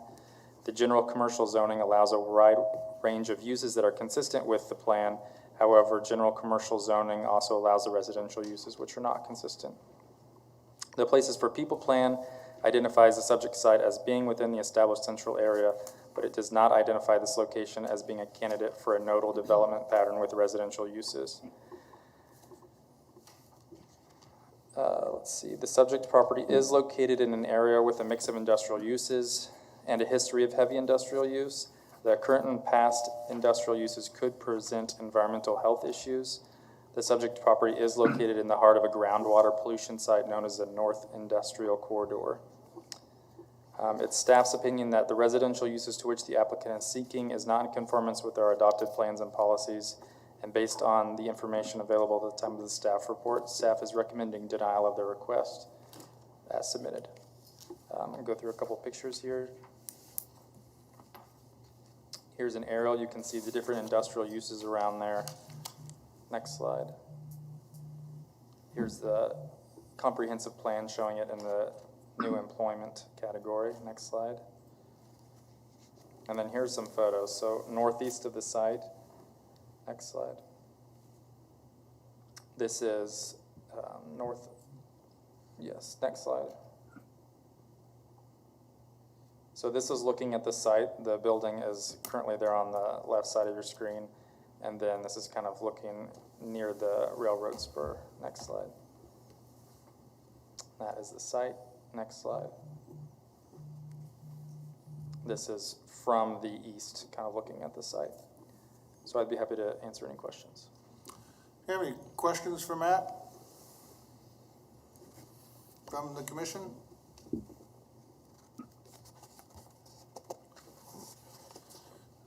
Hearing none? Oh, I'm sorry, Ms. Fox, sorry. Two questions. Have you done sound attenuation studies for the noise level in this area? And have you done any air quality testing? We reached out to our environmental health division here at the city, and they did have issues or concerns about the noise and the pollution levels. They're not here to speak on that, but I know that there was a study done, I think, in 95 or something, that looked at the pollution in the air, but I don't have any information on that. I'd make a motion that we accept the recommendation to deny this application. Well, we have to go through the whole. Oh, sorry. We have to go through the whole process. So. Slap your hand. Hold your thought. I know it's late. Trying to learn. Okay. Oh, Okay, you didn't so, ask for- are there any other questions from the commission to this, to Matt or staff? Hearing none, we'll go to the agent or applicant, and I believe Mr. Ferris, name and address, and you have. Yes, sir. You have 1 minute. Oh, no, you have 10 minutes. I'm not going to take 10 minutes. You guys have been here a long time, so I'm going to try to be as brief as possible. This is Greg Ferris, Post Office Box 573-67201. I'm the agent for the applicant on this case. I think there's been a little bit of misunderstanding. We're not trying to develop this property as residential. What Mr. Snyder has done in the past is he's taking buildings. He has made it into a business that also where someone can live and operate the business at the same time. He'd like to be able to have the flexibility to do that. This is a downzoning request, and it really shouldn't be that controversial. General commercial uses are pretty intense. You just went through some of that. I'm not going to go into a lot of detail, but we think this site is appropriate for the ability to do some flexible use. And it really doesn't make a lot of sense not to be able to have that flexibility. In this economy and in this time that we live in, businesses like to have the opportunity to be able to do some things, have their business and be able to operate them at the same place. Limited industrial doesn't allow that in any way, shape, or form. So by being general commercial, you still have the intense uses that are allowed. But if somebody wants to live on site and be able to operate their business, they could do that without being in violation of the zoning code. It's kind of like if you were going to do a storage yard, a lot of times those go into areas and you require them to have a residential use on site. Well, he wants to do some storage type indoors and wants to have a residence on site. He's not really allowed to do that because it's limited industrial. But we don't think that this is a huge issue. This isn't going to be a major retail residential development.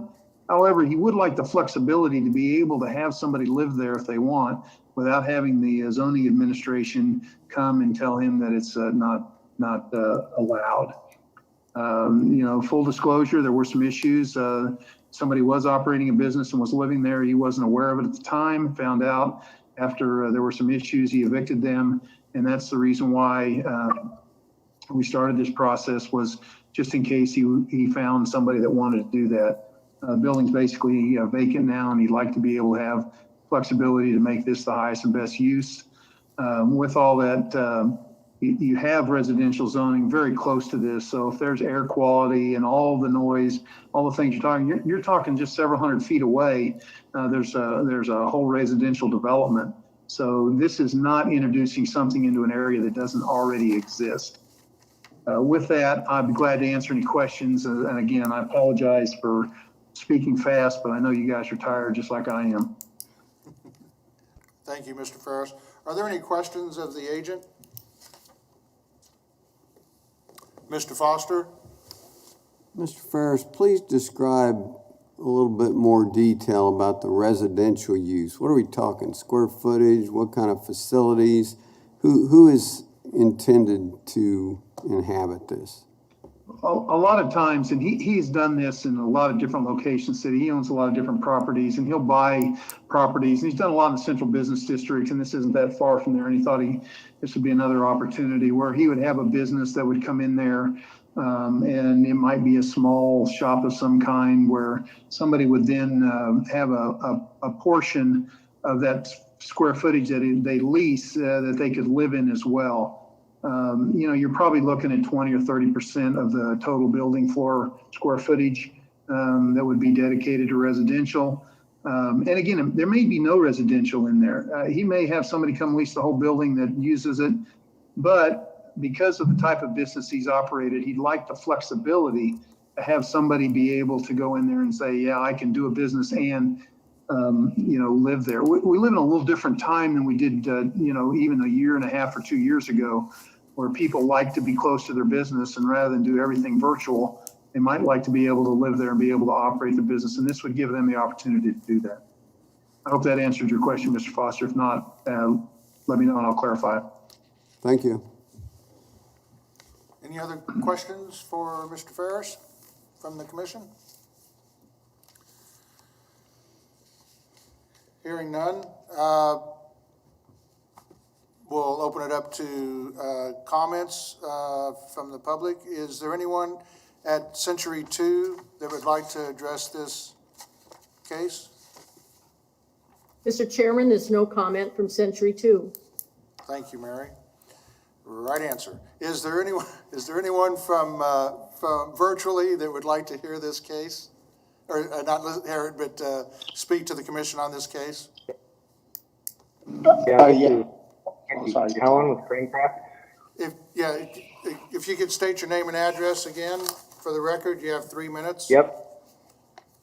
Yeah, this is Andy Allen, plant manager at Greencraft, located at 701 East 17th Street North, Wichita, Kansas, 67214.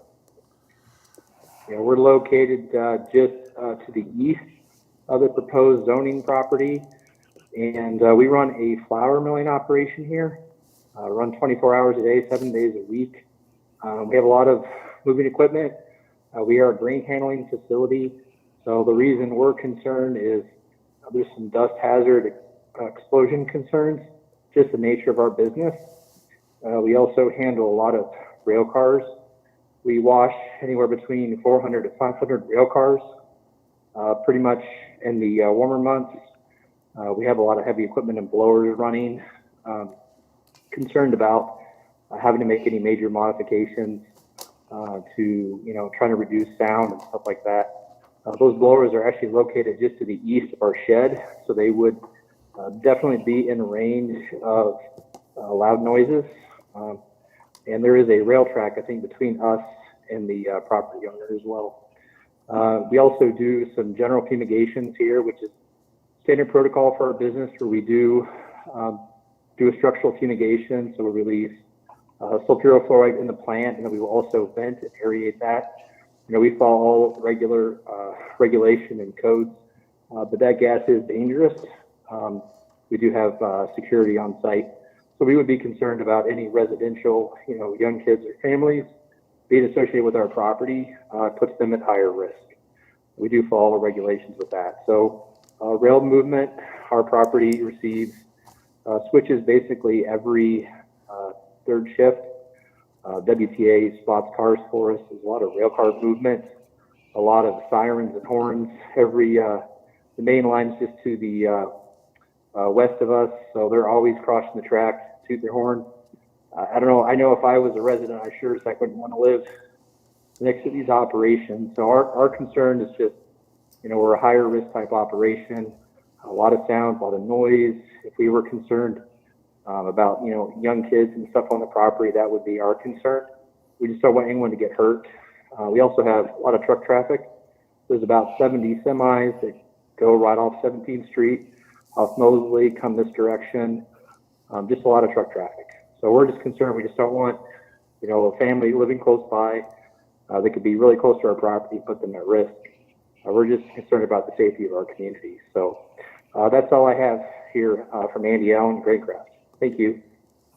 Thank you very much for your testimony. We do have somebody that would like to ask a question, Mr. Foster. Sir, you mentioned that you have security and obviously run probably around the clock operation, but my question is, do you have facilities or quarters to provide for your security? Yeah, we really just have a perimeter fence. We do not have like a 24-hour security guard. We have people that are basically on the property at all times. We have cameras. We do not have a security guard on our property at all times. No. Thank you. Anybody else have a question? Hearing none, hey, thank you for your testimony. Is there anyone else who would like to address the commission on this case?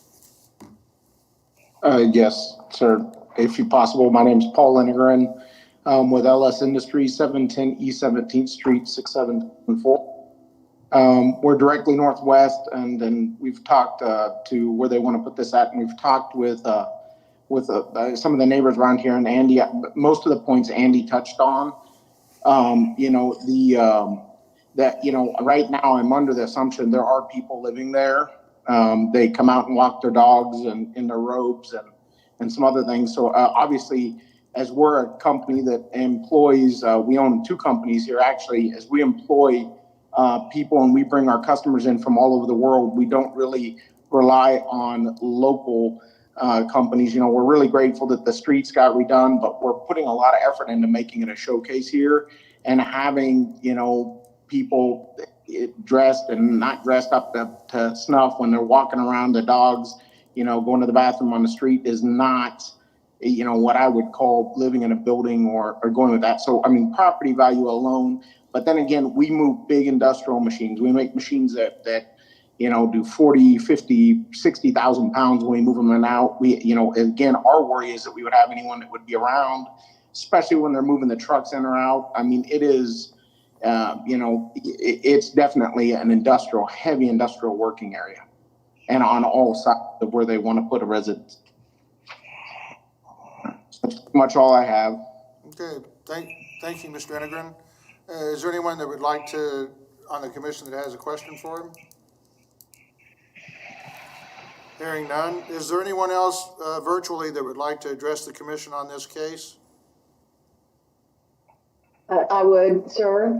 This is Joanna Sawyer. I represent Winona Van Norman, which is directly northwest of this location, and we are affiliated with LS Industries.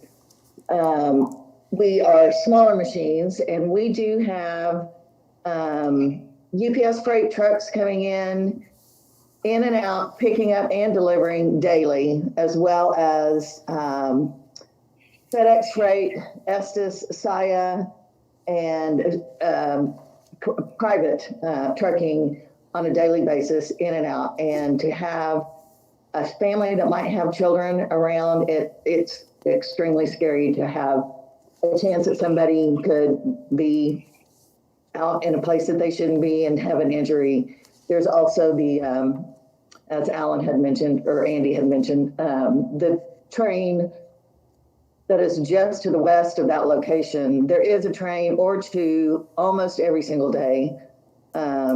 Those are very slow moving, constantly stop in the middle of 17th Street. I don't know if they are changing,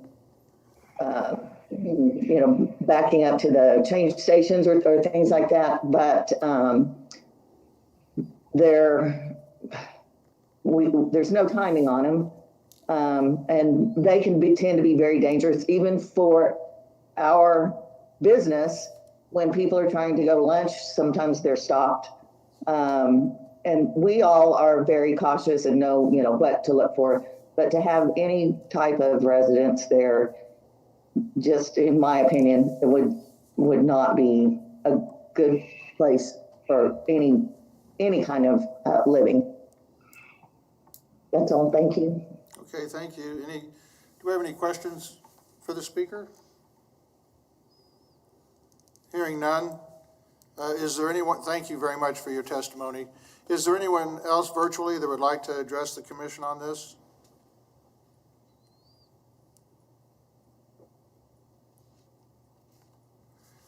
Hearing none, we'll take it back to Mr. Ferris, and you have 2 minutes for rebuttal.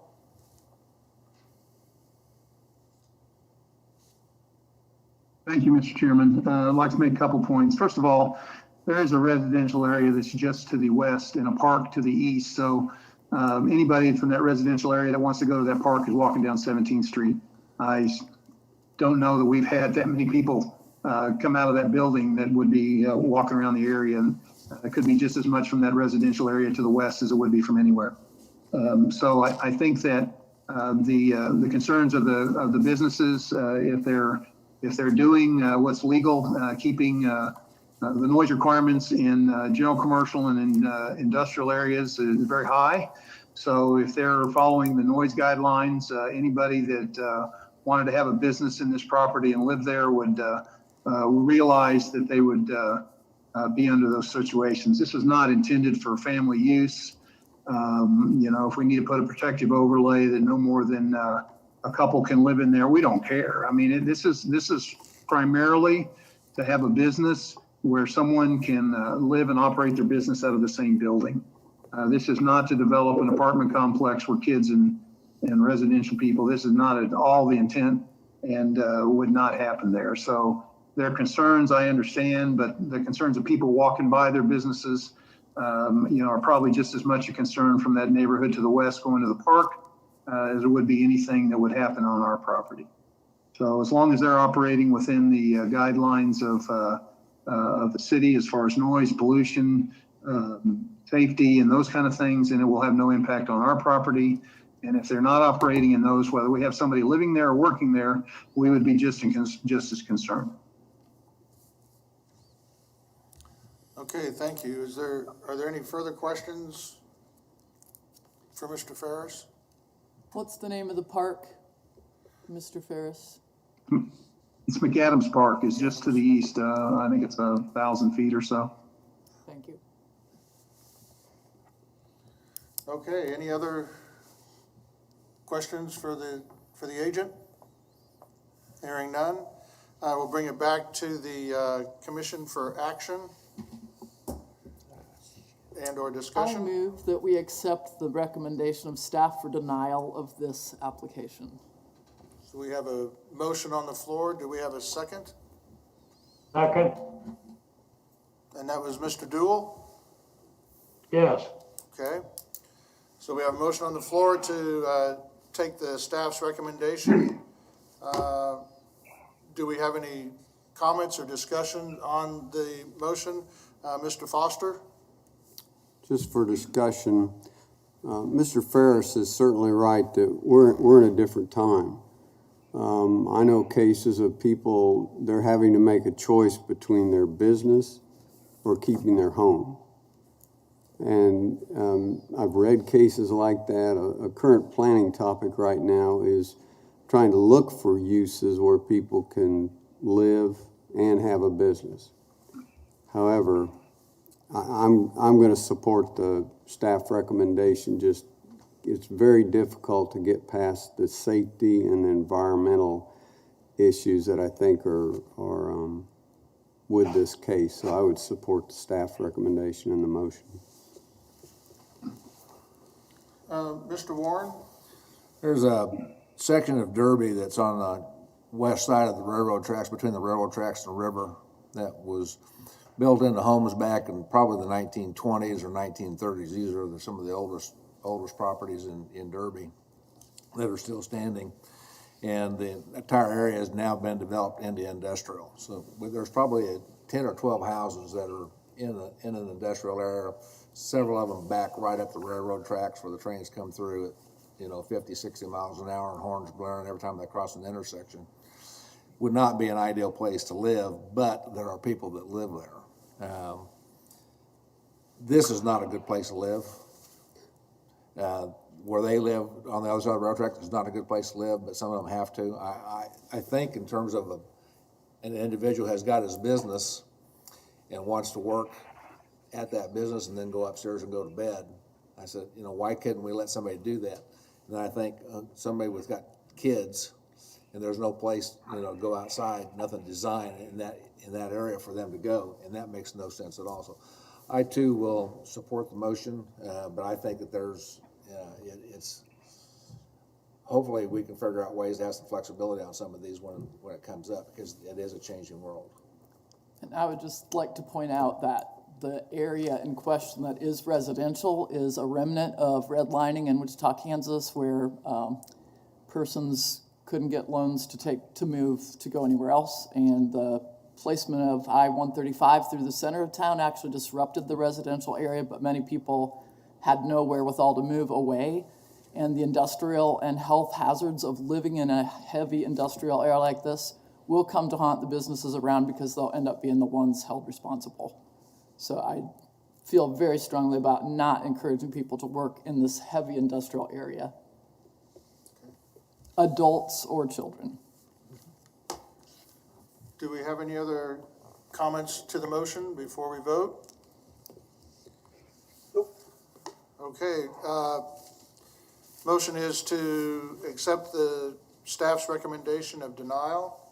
All those in favor of the motion signify by saying aye. Aye. Opposed, nay. Motion carries unanimously.